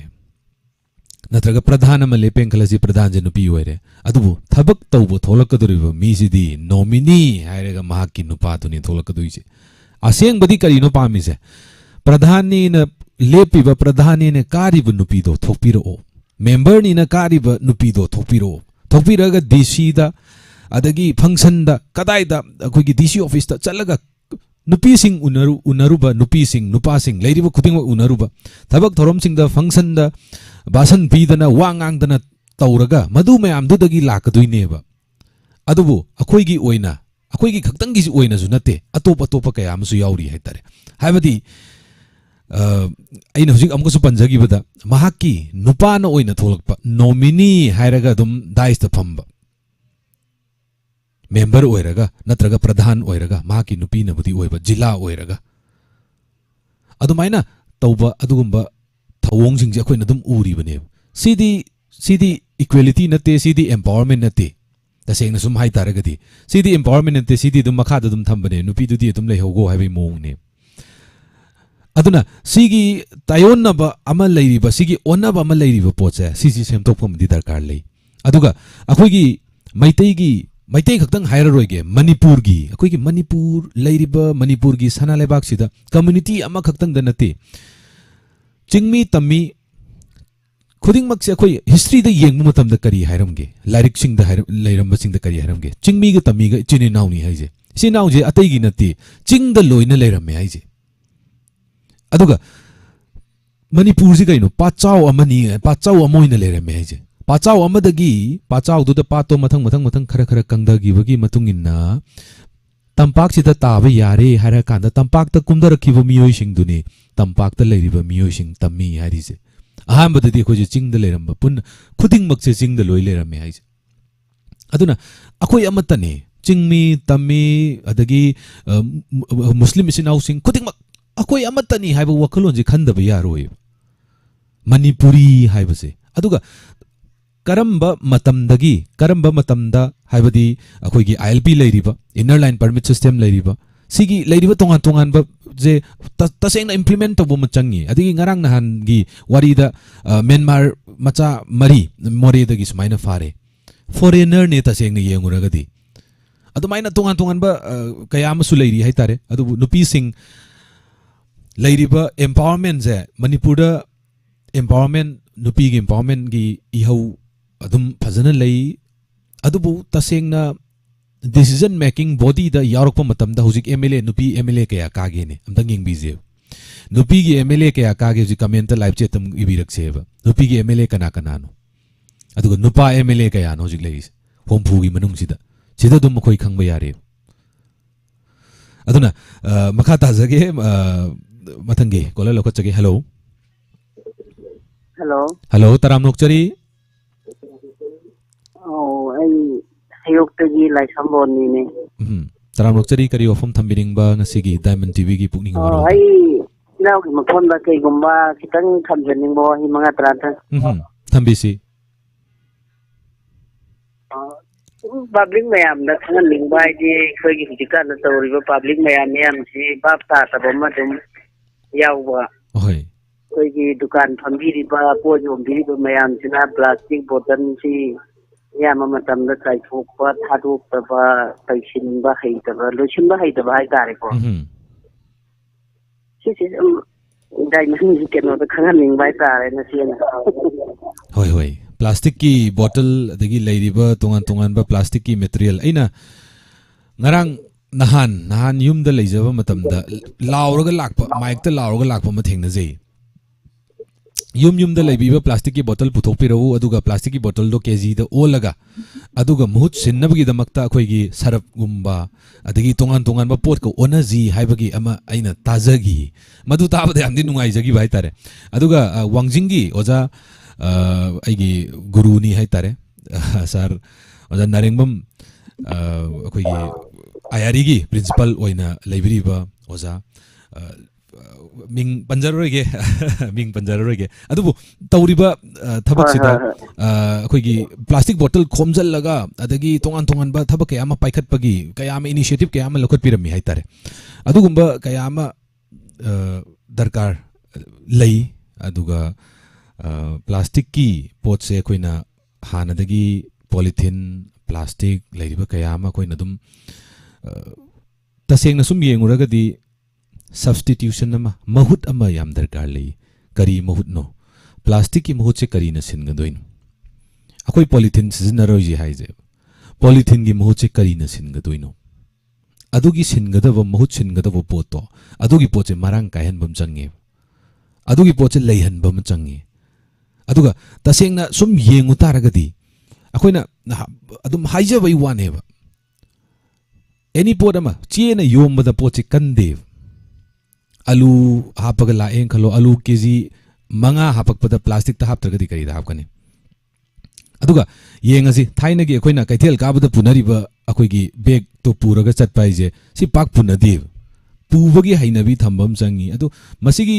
revolution ꯑꯃ ꯑꯑꯣꯟꯕ ꯑꯃ ꯄꯨꯔꯛꯄ ꯑꯃ ꯆꯪꯉꯦꯕ ꯑꯑꯣꯟꯕ ꯃꯌꯥꯝꯁꯦ ꯑꯑꯣꯟꯕꯁꯦ ꯌꯥꯝꯃꯟꯗꯅ ꯍꯥꯏꯇꯥꯔꯦ ꯍꯥꯏꯗꯤ ꯉꯁꯥꯏꯒꯤ ꯂꯩꯔꯤꯕ ꯇꯣꯉꯥꯟꯕ ꯍꯧꯔꯤꯕ ꯂꯩꯔꯤꯕ ꯇꯣꯄꯤꯛꯁꯦ ꯌꯥꯝꯈ꯭ꯔꯦ ꯍꯥꯏꯇꯥꯔꯦ ꯑꯗꯨꯅ ꯉꯁꯥꯏ ꯍꯧꯔꯛꯄꯗꯒꯤ ꯍꯧꯅ ꯍꯥꯏꯕꯤꯔꯛꯏꯕ ꯇꯣꯄꯤꯛꯁꯤꯡꯁꯦ ꯉꯥꯡꯕꯗ ꯂꯣꯏꯕ ꯅꯥꯏꯔꯔꯣꯏꯗꯕ ꯇꯣꯄꯤꯛ ꯉꯥꯛꯇꯅꯤ ꯍꯥꯏꯇꯥꯔꯦ ꯑꯗꯨꯒ ꯇꯁꯦꯡꯅ ꯁꯨꯝ ꯌꯦꯡꯕ ꯃꯇꯝꯗ ꯉꯁꯥꯏꯒꯤ ꯅꯨꯄꯤꯁꯤꯡꯒꯤ ꯋꯥꯐꯝꯗ ꯑꯃꯨꯛꯀꯁꯨ ꯍꯟꯅ ꯍꯥꯏꯖꯔꯕꯗ ꯑꯍꯥꯟꯕ ꯅꯨꯄꯤ ꯂꯥꯟ ꯀꯔꯤꯒꯤꯗꯃꯛꯇ ꯊꯣꯛꯈꯤ ꯅꯤꯡꯁꯤꯡꯕ ꯃꯊꯧ ꯇꯥꯏ ani suba nupi lan karigidungta thoki ningjang mathau tai makhoina kanaga thengnagi yong ima iben singduna British ka thengnari ni ani suba lan jaw sorry ani suba lan ahan ba lan dusu British ka ni thengnari je aduna adugi thauna da koi hauji bwa handri hai tare thagachari call tobirak pa hello hello taram nokchari cha santo sama na tro mani Diamond TV gi pungning warol thoromni mingale phom ga habi si ma ming padma thangalawai kari ofum thambi si kari ofum thambining ba habi si masi di cha santo sama pungning warol phamba se ha dagi ta de ko screen-ga dress ka si yam sanai screen-ga dress ka thagachari ma thagachari ima kanom phongdo ke habi si ngarang gi pungni warol da ko NMG dagi na member la mana phone to bi rakhi da ko tahi yam nauri ba nga ma kidni ni mo khel oi de hai gi wa kham ma yaw hi ba ko hoi ada zu diamond na zu na khoi sa na zu moi chung angam ba ma teng pang ni hai bam pan ji hoi adui matam do khoi ju kha khangal o khoi ju angam ma kitang ha ke khali ba hoi sungsoi soidana khangan jarakani LMG gi like minded groups ki ozamana call to birakhiba ngarang ado hojikse tongan ba anaba haiba tare ngarang nan da zu lakpiram bada adu gi du oram dong mali ene sum khanjabada ado khoi che paino ni donor soup di yaw de ba ko hoi ado sumarak ma tangam bang mad maina su kha dum ha pane anda su kha ha ke na mixing ai ba kesu kai de thagachari hoi haibisi khoi gi kana na ka inspector ta ya che isa ole na ka sum ho so na pang so ka da ka se marak ta kung hang si se ga ta di baro khare hem da ho le ni ka hai ra ga kung ama ma khai ani ba hu de ba gum ba ade hoi cha na thabak ku di lai be ni ko hoi adugumba je kitang toy ba ha be chum khoi di longa la ta bo de la chi yong bo chak ngai ne bo ko ngaijari ni hoi sa dai di baro ta ma thon khai dau je sum thi ga chi sara chung ngai bi ni dai chum lak ta dai thi ba na ga khara ko or sa ji da kitang he thang da gum hoi dum ha ji dau re dai ngarang ji ko hoi sai de baro sawai bi silo ba khan je kamai tauri unkoi ka ta je nei thum ngai ga ai na khan ba na ngarang ji khoi 30 su gi kha na kai no mo pang thoi de na khoi gi choi pang thoi dui 30 su do ngarang chi tai ba ko adu ni mi ta pang thoi han ta hau de ko nei bi as ma si pang thoi ko de ba ni ma si bo si program ji bu ka si chung chan ba ai bi nei ka no ga khoi han mai husband ga sum ta min na ba ne ba ko hoi ada mana di hai na sa so kan yo sum ti gi pung ama ni tum ma je no ala ta si ya bu bu hai ba dai di live ta ba gi live yam jong ba live ta ba gi no ai bu mani do no ai ba do dai di ma ke khali ko ma ki di sai ta de na ko thamung da ta da ba ni ko khoi ji ka no si ga mung ni lam yai ji ko thì giờ lúc này thì là cái mặt cái tai cái ta mà rồi có chứ răng một chứ dày cho nó ta là nó này khuôn thì tắm sẵn thẳng nó răng gì hoi ở đây nô mà nó nè thì ông cấp ta này mình mà anh ấy chỉ không cấp được chị cha nó kia ô mang ngồi rồi nè chụp cái tay gì mang ngồi rồi nè mang ngồi rồi nè anh ấy lại em cô hoi ở đây làm thế ngoài đây không nó có thế đó cũng mà ní ta cũng không hầu được cái bụng cái phải đi ta đó này khăn lê cô ấy mặt đánh nhiều cái này nhiều như vậy adum korok pani adum ba kali ba hay đi yoga bi no sin dam tawi ba ko adum la ne ai na hay ning di ko ai di ram the ma khai de sandok pa ni mi se ta hoi cha na thabak lai ben yam thieng man mi ti yaw ba ko hoi kung ani ka ta thar ni san sung mo buksil e ba hoi tabakna yadabadagi tawgiba anambana oini aduga plus internet ki khudong chadaba leibusu he yawi aduga ngasai haibigiba akoigi chani akoigi hojik se 790 oram godo mali ene sum khanjabada episode se charted ka marfudara oram gani aduga 800 subudu zo muka special oina ama amuk tawgodo boram gani thagachari aduga yamna nungai wa hairak pase haibiri sida my husband ga na comment zo haibirak pusu yauri thagachari isa ole isa santos ya thabadu oyu ko na ya ko no ko imana mangon tiri thagachari aduga comment ujakibada war matamda nupina mang thaba aduga matong saramdai da nupana mang thahan si ai cruzam sanatombi devi side amadi yenguragadi masisu tum chummi bani hello thagachari hello call to ba sinja mai baga tilakai degi na che sangitan che taram nokchari kari bafum thambining bai bisi ai gi pungning gi oiba wari mamang da chu yam hai kare chan khari bam na haibu su chumi adagi seksyan haibu su fajai yamna aduga hoje ichan jing atai na ngang yam ba yam da bagi chu haibu to adugi matan da kita phongdok chage taw ni che hoi phongdok pi adu phongdok tingai da ngahan gi olen ga noi ni na nai du ni lo ai tum da gai ya yam nungai sargi birthday nimit birthday nimit kido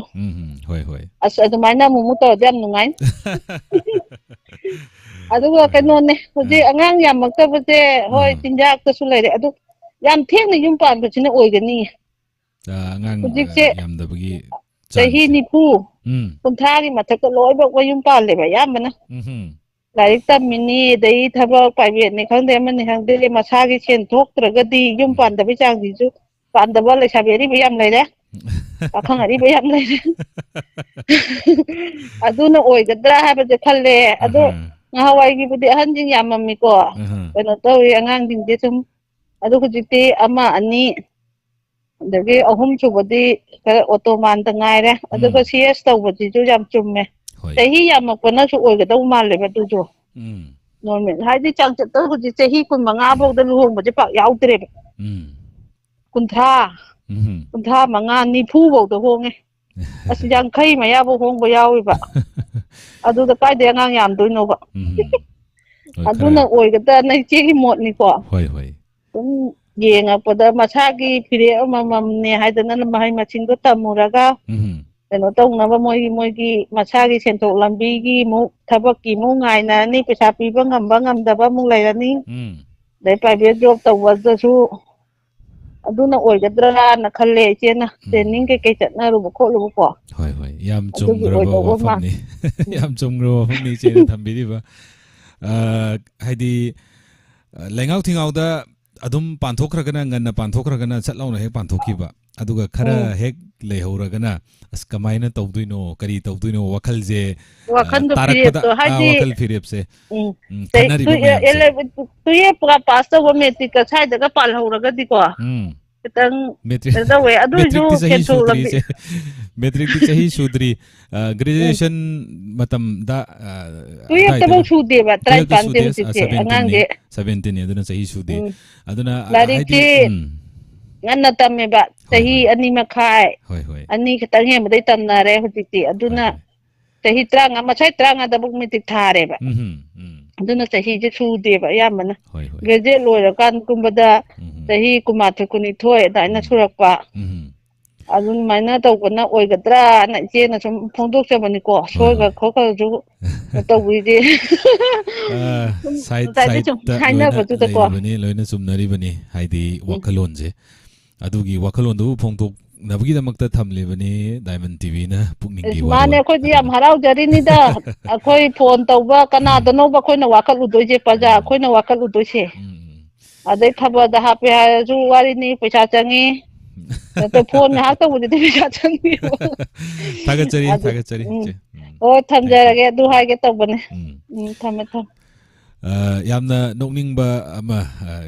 tagi thaina hojik lairiba research ka tawhaliba singse sarkar gi kainoni hairi kokni hairi kari kokno hai matamda kui na sangna pakhang leisabi uina ba haitare aduna siju adum sumumba ya bo phobni haidi research torok pai jidi hainari bo phom je dum akoina yengo matamda lainga ki wafamna adumakni haibabudi nataba adubu masizu strategy ama oiramba yabagi dum khanabi hai haitare tongan ba theory ji mayam nei nagra jani aduna theory mayam du haitare thagachari call to hello hello taram nokchari Diamond TV gi pukning gi warol ni Diamond TV gi ni ko hoi nasi si Ukhul district gi Sansak haiba lam chi gi ni isi na kai dong photo international torok pani ming haibidri che ming si isi se Romasni ka wi ko Romasni taram nokchari che ngarang se aina Facebook ti yeng bada ne thangwei ban da gi la sabi ma cha ani amana bet tami hai amana kai tamana na ta haudre ko moi ani na bazar da ayukta za na bi yom da chatli hai ko asi aina yam nungai ba hai tari isi na hoi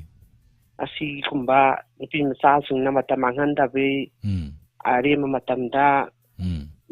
kari hai tari asi matam da di angang bi masa sam cha sing ji yan ta ba kha wa pra na isi na sung khali ko khoi na tara e happen na ti ma khoi ani na ngarang do live thai ai ka kanamba tom tv ra kanano ai ne khanghaudre moi interview lo ido kwa adu ani du na ayukta pung mari makhai na ba hagot laga bazari gi ima ibin hitan apiyom bada za na ba yom ba chatli no moi profit si kanai ko li matamang handa bida haji si pa khasu to ri ka haye adu asyam nungai ba isi na matukuma wakhalon chen ba ngang sing do hoi isi ne am thagat pa hai tare ai se haning na no gi pon ta taw ge se dong kan isi se adum tai ba no gi inspector tai tai kungi baron tai ado kanu kumba donation kumba da yaw singam de yaw ke pati dong khalli du isi na sin ta phong to ke am nung sin pim sa ani do makhoi khangna ba boyfriend ju am support ta ba ing manung gi mi ju support ta wi haidna phong to ki ba asuguma ma am sina dai bak je le adi akhoi la ba se thoina sum lai dana sa khot pa la ka tra ni se na khanja ba ni da thagachari che je na pukai pire wa fom je tabadi tu chungi hai tare tom tv na live dumaina live thabi bane na sida haibirei satri oiribi hai tare hojik biet tamba tambi amaga atopa hojik kano romdo mali ado ai tasengna details si khangje adu bu tabadadi tajaba matamdadi wonderful hai tare masidi akoina matau tamjaningai oi tongan ba mapan gi leibak singda tauba mayam ama ure mapan gi leibak ta tauriba afaba adugumba thabak to adugumba mathau do hai tare matau tamnarak hai tare masidi thaganingai oi yamna phajana madu encourage to bi ma darkar le ai yam nuai sina yam nuai moi ani gi wa khol lendu hoi asugumba mayam tin pi ma sawo su pa ma sawo su thola aga di ko sum dai ba ki tang wakhal lon je tamin na dina nungai ni sing na ka chanti ne belai ba amala ka bra sum khan jai hai ben de na hoi ka su kum di to ngam ja ding ti di na ko ma tin bang sungam de adu bu moi ani na thola I ba wakhal lon ni pa ma cha sing option na ba sing kum ba lai si su du kum ba wakhal lon je na ta hon ni hai ba adu ni sino am nungai ni am si ani do am thaga ni thangai ban de ni hai ye thagachari je gi wafam tajabada haini ali tan thagachari aduga tauriba thabak tambirakpagi hai tare tambirakpai thagachari aduga thabak oina pangthokpiriba thabak oina pangthokpiriba adugumba ichal ani adum haijarage ichal ani dubuju haini ali tan thagachari tongan ba mafamda uzare mapalamda Facebook ta adagi Instagram da tongan ba nupi singna na wariba college tamibi adagi even angang macha nupam cha na zu to budum yawi adumai na to busi khoi gi yamna puning hello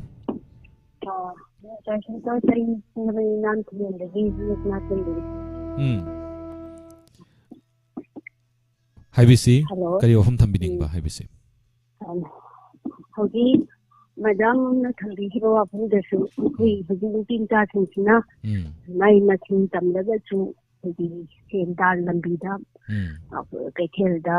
ja kai yor na thoi ba ha se na ke ai di kai na tong ni oi thara se ni madam di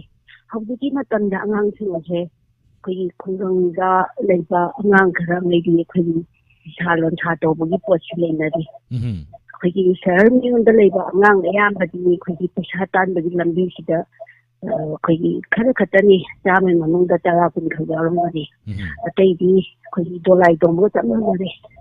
ꯃꯍꯩ ꯇꯝꯅꯤꯡꯉꯤ ꯍꯥꯏꯗꯅ ꯑꯩꯈꯣꯏꯒꯤ ꯀꯦꯔꯒ ꯃꯥꯒꯤ ꯀꯩꯅꯣꯗ ꯑꯩꯈꯣꯏꯒꯤ van ꯁꯥꯔꯚꯤꯁꯅꯤ ꯈꯪꯗꯦ ꯊꯤꯟꯕꯅꯤ ꯈꯪꯗꯦ ꯇꯧꯔꯒ ꯑꯩꯈꯣꯏꯒꯤ ꯅꯨꯡꯉꯥꯏꯅ ꯆꯠꯂꯒ ꯑꯩꯈꯣꯏꯒꯤ ꯏꯃꯨꯡꯒꯤ ꯑꯋꯥꯕꯁꯨ ꯎꯗꯕ ꯑꯩꯈꯣꯏꯒꯤ ꯃꯇꯝꯗ ꯂꯩꯔꯛꯄꯒ ꯍꯧꯖꯤꯛꯀ ꯌꯥꯝ ꯊꯤꯅꯁꯨ ꯈꯦꯠꯅꯔꯦ ꯑꯗꯨꯅ ꯑꯩꯈꯣꯏꯗꯤ ꯃꯦꯇ꯭ꯔꯤꯛꯀꯤ ꯇꯦꯁ ꯂꯣꯏꯕ ꯃꯇꯝꯗ ꯑꯩꯈꯣꯏꯒꯤ ꯐꯤ ꯁꯥꯔꯒ ꯄꯩꯁꯥ ꯇꯥꯟꯅꯕ ꯍꯣꯠꯅꯔꯛꯏ ꯑꯗ ꯃꯦꯇ꯭रिꯛ ꯐꯥꯏꯅꯦꯜ ꯂꯣꯏꯕꯒ ꯌꯣꯡ ꯀꯥꯈꯠꯂꯒ ꯑꯩꯈꯣꯏ ꯃꯄꯥꯟ ꯁꯨꯡꯊꯣꯛ ꯊꯣꯛꯂꯛꯇꯦ ꯑꯩꯈꯣꯏꯒꯤ ꯅꯣꯡꯃꯒꯤ ꯐꯤ 5-6 ꯑꯩꯈꯣꯏꯒꯤ ꯂꯝꯖꯦꯟ ꯇꯥꯟꯅꯔꯒ ꯑꯩꯈꯣꯏꯒꯤ ꯊꯕꯛ ꯁꯨꯅꯕ ꯍꯣꯠꯅꯔꯛꯄ ꯃꯇꯝꯅꯤ ꯑꯗꯨꯒꯤ ꯃꯇꯝꯗꯣ ꯁꯤꯡꯁꯨ ꯇꯝꯕꯒꯤ ꯄꯣꯠ ꯑꯃꯁꯨ ꯍꯧꯖꯤꯛꯀꯤ ꯑꯉꯥꯡꯗꯗꯤ ꯑꯌꯥꯝꯕꯅ ꯋꯥꯠꯂꯦ ꯍꯥꯏꯕ ꯊꯕꯛ ꯑꯝꯇ ꯍꯩꯇꯦ ꯑꯩꯈꯣꯏ ꯍꯧꯖꯤꯛ ꯑꯗꯨꯅ ꯁꯤꯒꯨꯝꯕ ꯃꯌꯥꯝꯁꯤꯅ ꯍꯌꯦꯡ ꯌꯨꯝ ꯄꯥꯜꯂꯛꯄ ꯃꯇꯝꯗꯗꯤ ꯑꯩꯈꯣꯏ ꯃꯊꯪ ꯃꯈꯥ ꯍꯣꯠꯅꯔꯛꯄ ꯇꯥꯕꯅꯤ ꯑꯋꯥꯕꯅ ꯍꯦꯜꯂꯛꯄ ꯇꯥꯕꯅꯤ ꯑꯩꯈꯣꯏꯅ ꯍꯤꯔꯝ ꯈꯨꯗꯤꯡꯃꯛꯇ ꯌꯥꯝ ꯅꯧꯅ ꯆꯍꯤ 10 ꯌꯧꯗ꯭ꯔꯤꯉꯩꯗ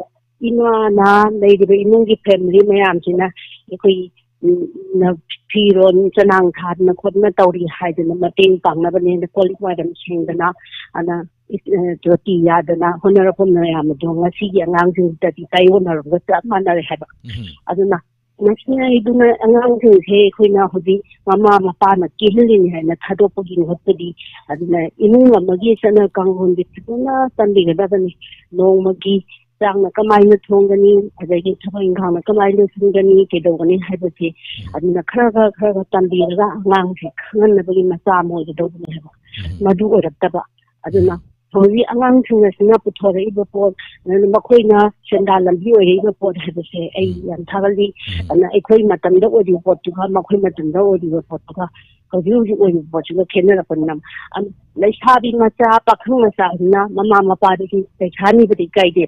ꯃꯁꯥꯅ ꯃꯁꯥꯕꯨ ꯇꯥꯟꯒꯅꯤ ꯍꯥꯏꯕ ꯋꯥꯈꯜ ꯈꯟꯗꯦ ꯑꯩꯒꯤ ꯏꯁꯨ ꯅꯨꯄꯥ ꯂꯩ ꯃꯌꯥꯝꯁꯦ ꯐꯤ ꯁꯥꯔꯁꯨ ꯍꯩ ꯆꯅꯥꯡ ꯊꯥꯕ ꯍꯩ ꯂꯪꯆꯥꯛ ꯆꯥꯛꯄ ꯍꯩ ꯂꯝꯖꯦꯜ ꯑꯣꯏꯅ ꯂꯣꯏ ꯇꯥꯟꯅꯔꯛꯄꯅꯤꯅ ꯃꯈꯣꯏꯁꯤꯡꯁꯨ ꯂꯣꯏ ꯁꯤꯈꯤꯕ ꯑꯗꯨꯅ ꯃꯍꯩ ꯇꯝꯃꯛꯄ ꯃꯇꯝꯗ ꯒ꯭ꯔꯦꯖꯨꯋꯦꯠ ꯇꯝꯕꯗꯒꯤ ꯃꯥꯁꯇꯔ ꯇꯝꯕ ꯐꯥꯎꯕꯗ ꯇ꯭ꯌꯨꯁꯟ ꯇꯧꯔꯒ ꯃꯁꯥ ꯃꯁꯥꯒꯤ ꯑꯣꯏꯅ ꯑꯩꯈꯣꯏꯒꯤ ꯁꯦꯟꯗꯥꯟ ꯂꯝꯕꯤꯁꯤ ꯑꯣꯏꯅꯕ ꯍꯣꯠꯅꯔꯛꯑꯦ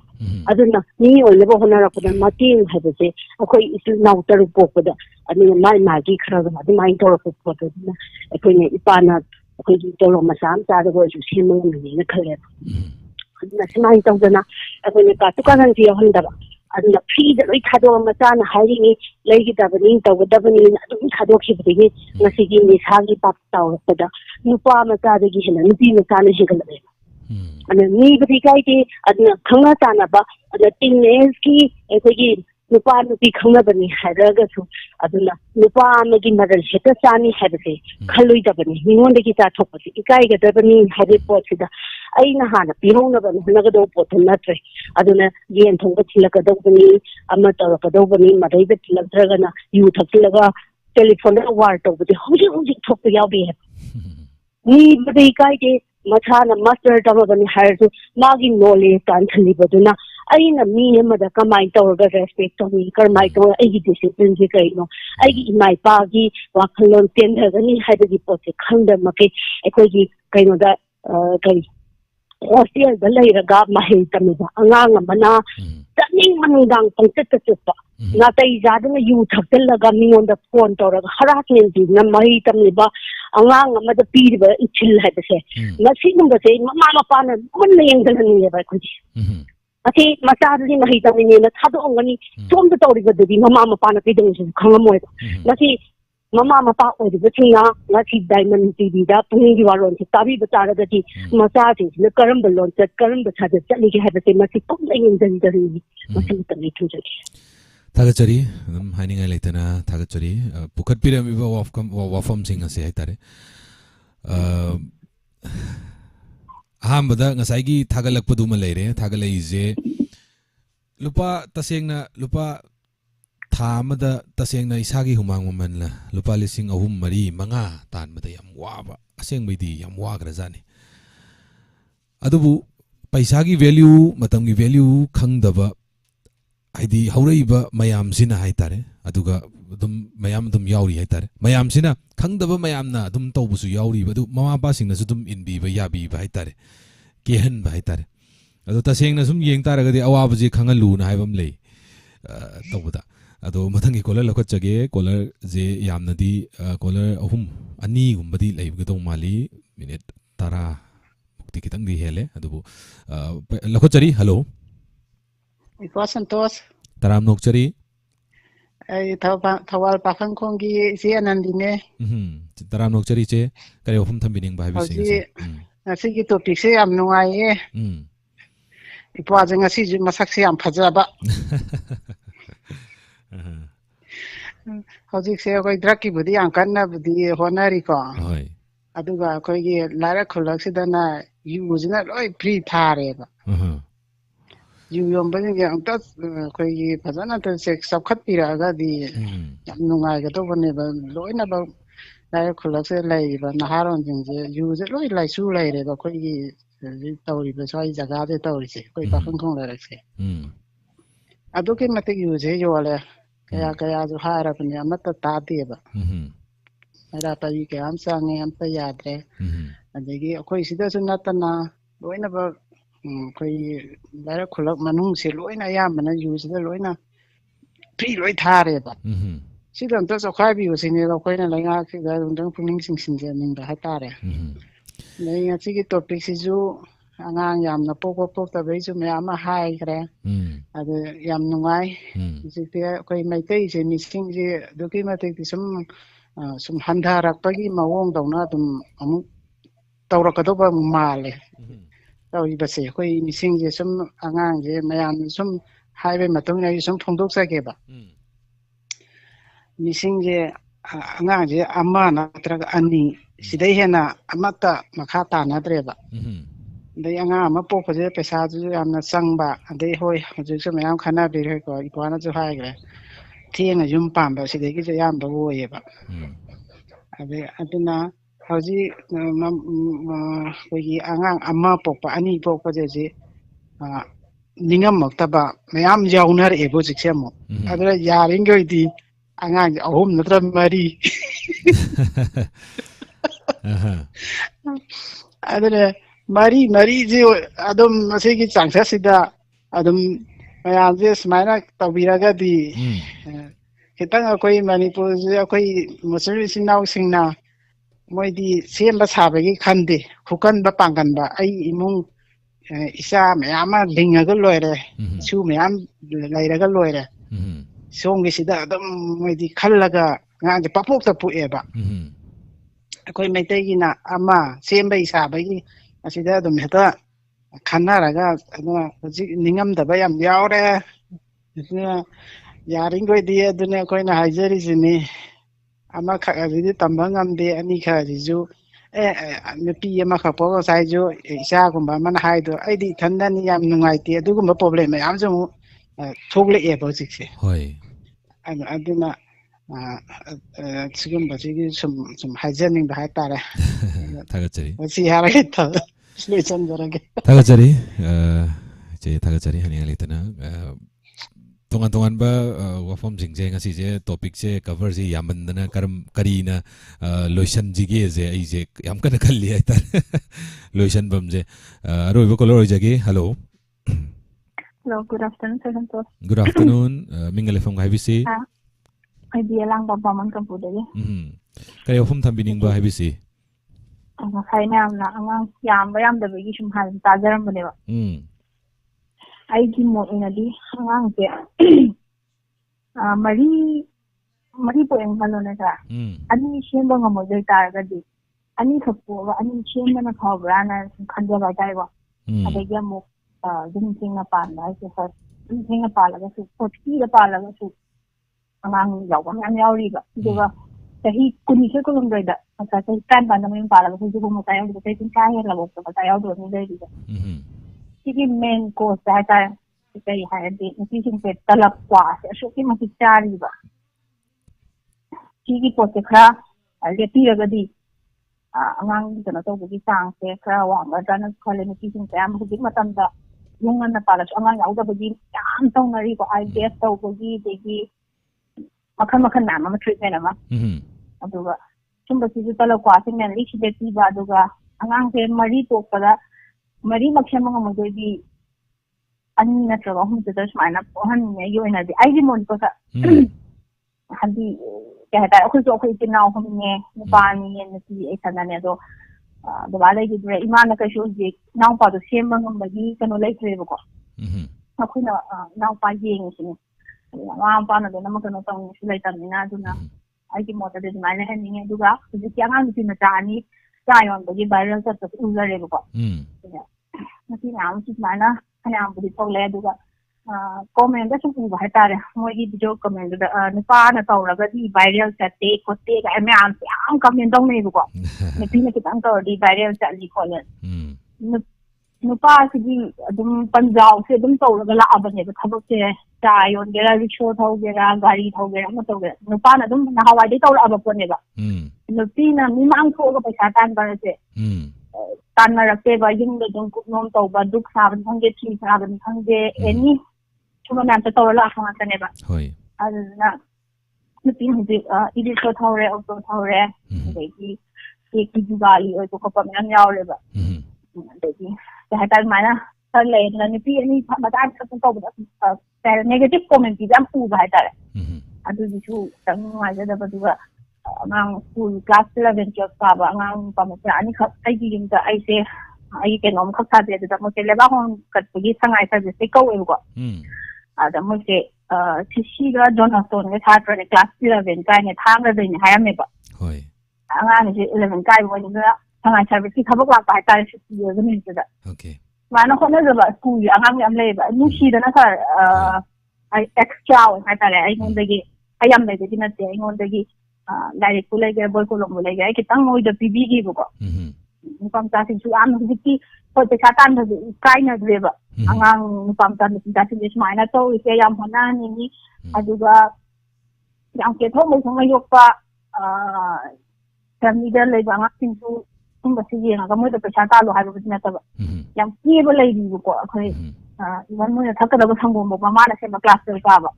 class ka ba ma thana thak da sang bo ma ma na se ma ga thak pa ngang tin ta tin ri ni pam ta tin ri ma sa gi se sa mi se ko hon ben ni ai ta ni ti ti tara su le ado ai ma hon da heavy da thak ta hon da na te ma gi kon thing ba ma na ta ba gi ko ado gi mung wa ram ta san ba iwan ai na fi shu ram da lok sha la ga tuk ta la ma pan da na na da phami da thuk pa ga shu tham ba si gi heavy se tam di ba duna mama singi su ma khayam pol ha tare angang phang ga ta ga di ai gi do phai ha ba na ta de to bu habit amadi mama do na kem do ne ba ai ta se thag ka em hai ta ba ni ka ha ra ga yam li ba do na khan ba su lai ne ba aduna li ba do na li ne khan ba do na e man ha yang wai me yum pa la ko ro to ba sai ni kin ta se pan do ra ba ne ai ta di ke ko mong to man kem hai ta na han da me yum pa la ka da di ma do na me bo ka ya na de de me ne ba su mo na se lai hai ta sa adugi point da kitang kham la yan taw ra ko da taga chari bi langbam wakan nasagi haibiram iba akhoi gi sangai gi service tagi lakpani haiba angang ani akhoi gi check subagi da haitare check subagi da yawba lakpa thabak subada yawba lakpa class 11 tamba angang ni thanga da ni gan haibada tabada yamna ꯆꯥꯎꯊꯣꯛꯄꯁꯨ ꯐꯥꯎꯖꯩ ꯑꯗꯨꯒ ꯌꯥꯝ ꯅꯨꯡꯉꯥꯏꯇꯕꯁꯨ ꯐꯥꯎꯖꯩ ꯍꯥꯏꯗꯤ ꯍꯣꯠꯅꯔꯤꯕꯗꯣ ꯌꯥꯝ ꯋꯥꯔꯝꯒꯗꯕꯗꯣ ꯎꯖꯩ ꯍꯥꯏꯇꯥꯔꯦ ꯑꯗꯨꯅ ꯍꯣꯠꯅꯕꯁꯤꯗꯗꯤ ꯅꯨꯄꯤꯗ ꯑꯃꯗꯤ ꯅꯨꯄꯥꯗ ꯍꯥꯏꯕꯁꯤꯗꯤ ꯀꯩꯁꯨ ꯂꯩꯇꯦ ꯍꯥꯏꯗꯤ ꯃꯗꯨꯗ ꯈꯦꯠꯅꯕ ꯀꯩꯁꯨ ꯊꯝꯅꯤꯡꯉꯥꯏꯗꯤ ꯑꯣꯏꯗꯦ ꯑꯗꯨꯕꯨ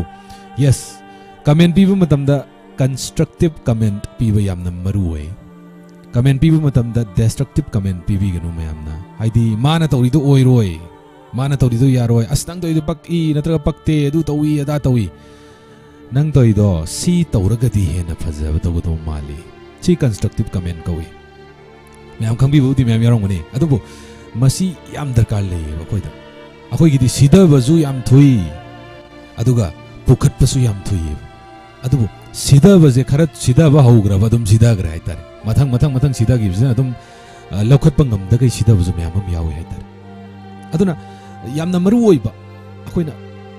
mi mabu pungning thogat pi ba ba sa yamna maru oi karigumba ꯊꯕꯛ ꯑꯃ ꯇꯧꯔꯛꯑꯦ ꯊꯕꯛꯇꯨꯅ ꯃꯁꯥꯒꯤ ꯗꯪ ꯑꯣꯏꯔꯕꯁꯨ ꯍꯥꯏꯗꯤ ꯃꯥꯒꯤ ꯏꯃꯨꯡ ꯄꯨꯅꯕ ꯅꯠꯇ꯭ꯔꯒ ꯃꯁꯥꯒꯤ ꯐꯅꯕ ꯑꯣꯏꯇꯥꯔꯒꯗꯤ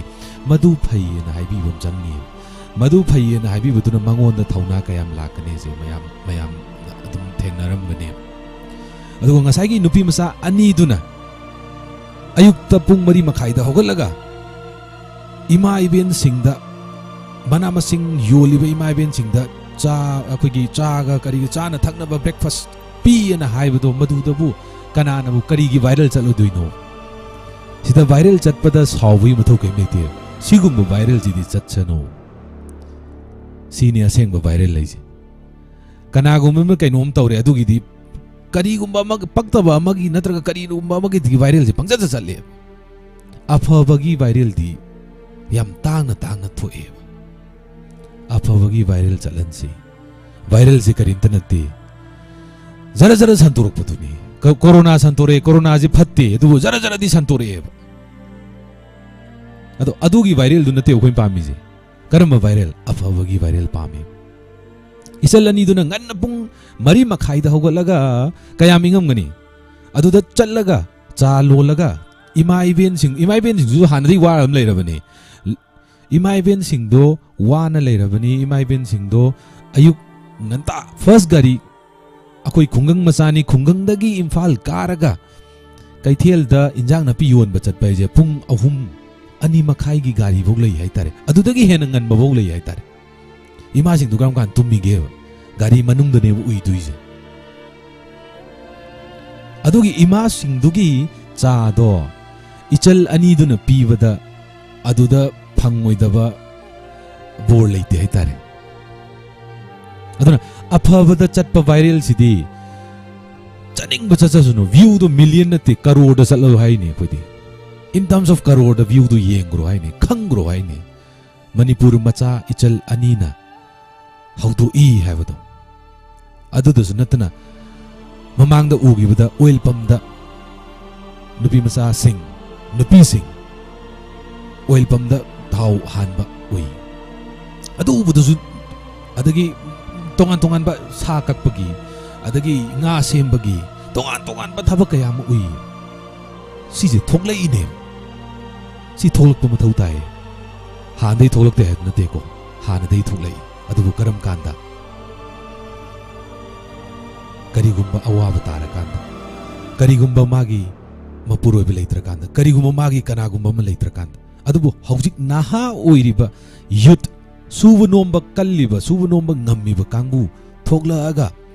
माकी लाइरिक तंबगी माकी कोचिंग चटपगी माकी तौरिबा माकी करियर की खन्नब होनबदा माना चेक सुबु चलीबा माना चायोलिबा माना ई रिक्शो थौएगा ना हाइरिबा ngasai कमेंट सिंग ताबदा करी दौबगी करिगिदमक्ता वायरल चलुदुइनो अमुकसो हनाइगे अफबा वायरल दी करोड़ द चलो in terms of crore view दु सतख्रजनो सतपीरो वायरल अफबददी अदुगा मणिपुर की लेरिबा तोंगान बा अदुगुम्बा नुपी सिंग अमदी नुपा सिंग नुपी नुपा खेनबा सोसाइटी जिदा खेनबा लई चटनबी द खेनबा लई अदुबु राइट तदी मानहनबगी खोलाव कयाम सु लेरी अनमना अदुबु सुम चुमना मपालम गे यंगना मतम द मणिपुर न याम थीना हेली न सिमदि दुम हाइजगे मपालम गे यंगना मतम द मणिपुर द लेरिबा सोसाइटी की लेरिबा नुपी अमसुंग नुपा अनिगी नुपी की थौतांग मणिपुर द याम वांगे दुम हाइजगे अतोप लमगे यंगना मतम होय यूरोपियन कंट्री लेरिबा डेनमार्क लेरिबा अखोगी स्विट्जरलैंड तोंगान बा लेरिबा अदुगुम्बा लेबाक सिंगदा लेरिबा सिंगसिगी अदुगा यंगनरगबुदी अखोय वाली मोइनी अदु अखोयगी लेरिबा मफम सिदा इमा लेबाक सना लेबाक गंगलै पाक सिदा लेरिबा नुपी ओइबि सिंगना लौरिबा थौदा हिस्ट्री द फाकलगा येंगो मतमदा मयाम पुनमकना खंगनरबनी अदुगा हौजिक लाइबा थोगलाइबा इचल सिंह थोगलाइबा इनाउ सिंह क्लास 11 12 ग्रेजुएशन कारिबा होनरिबा मयाम से सी उबदा मणिपुर करम्बा साइट संजली हाबसे अखोई वखल खंदबा मथौ ताई साइट अमरोमदा करी तौरी साइट अमरोमदा नुंगती की ड्रग फारी नुंगती की ड्रग किलो अदु फारे करोड़ असुकी ड्रग का चेनब मियोय सी फारे पुलिस पर्सनल फारे अदगी पोपी पाम्बी थाबा जिंग यांथत बजत की बदे ऑन ड्यूटी दे बिदिय मांगरे सिजु साइड हमने अदो समाज अमा सेमकटपा मतमदा अफबा लाकनी फत्तब लाकनी अफब लैनी फत्तब लैनी अदु ngамहनबदी अफबन ngамनसे मैम पुनमक अफब वाखलोन खंदुना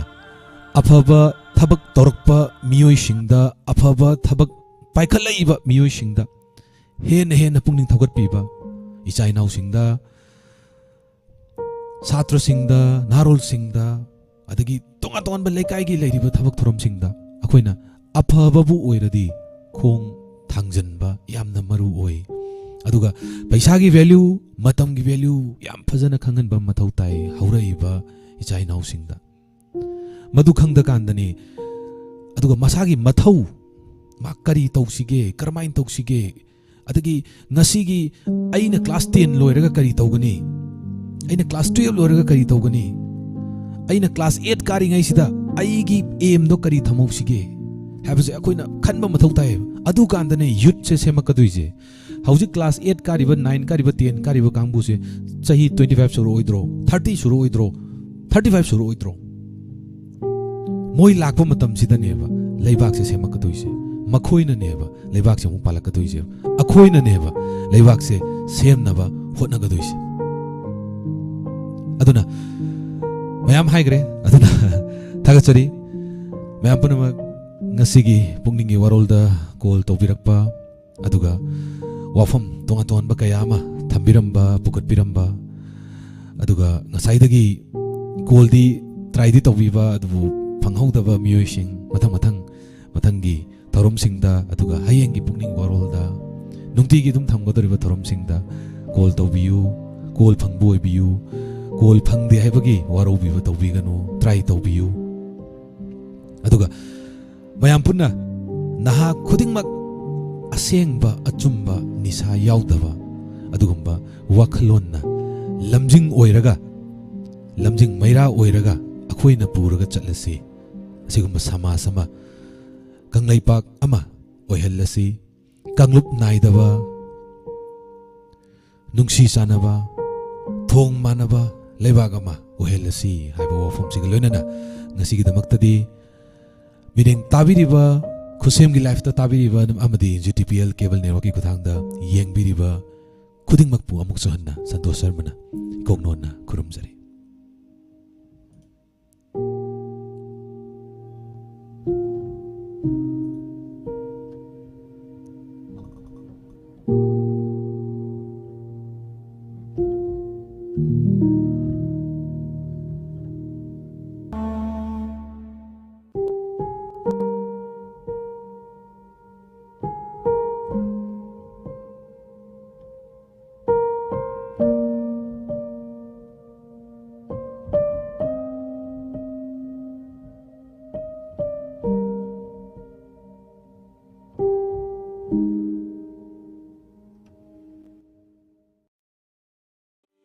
मियाम नुंगारबा पाउजल अमतंग पिजरी मदुदी लांगजिंग अचौबा ममांग लेरक्ता लेबा सुरजित ज्वेलरीना नुमित निफु मंगानी की ओइबा सना साबगी ट्रेनिंग अमा तौजगनी नुपी अमसुंग नुपा याउबु यागनी चतोक चसिन की खुदोंगचादबा लेरबसु लेफम साफम पिजगनी ट्रेनिंग असे हौबगी नुमितना लाक्लिबा जनवरी की तांग 23 दगी हौजरगनी अकुपा मरोल की दमक 7005111946 अमुक्तंग हना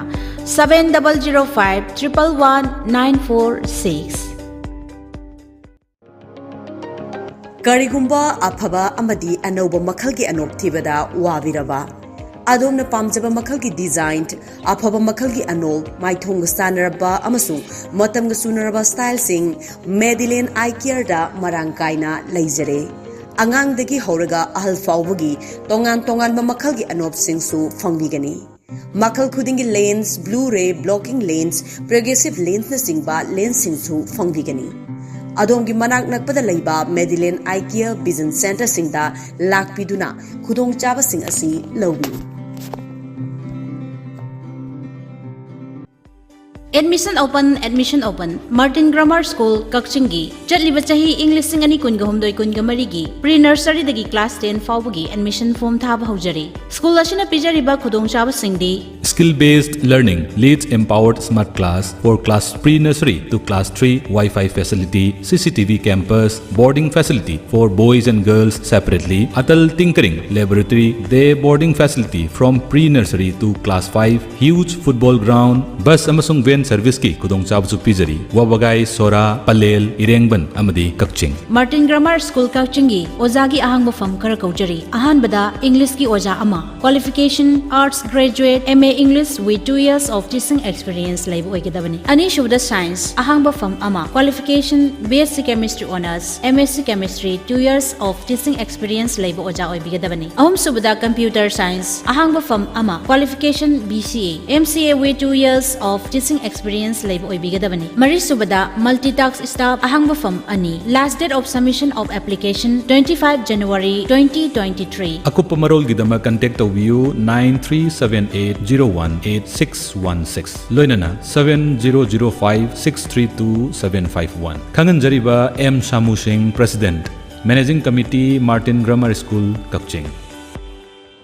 Kanganjaba masagi sahi nipuga mangagi mathakta leirabi nupi ama helper oina pamjai yumda leminaraga angang senaba ngamgadauba helper amakhak athubagi oina pamjai thagi tolop negotiable maphamna GCCRPF Zaroda Kalan New Delhi 72 akopa marol gidama 708583235 loinana 8131940307 hariba number sida call tobiraga adom akopa marol khangbiba yagani yumda leminaraga angang senaba khaktagi thabak tobigadabani yariba makai masagi chahi nifu manga gi mathak oigedabani pambiba singna mathakta pijariba number sida call tobiyo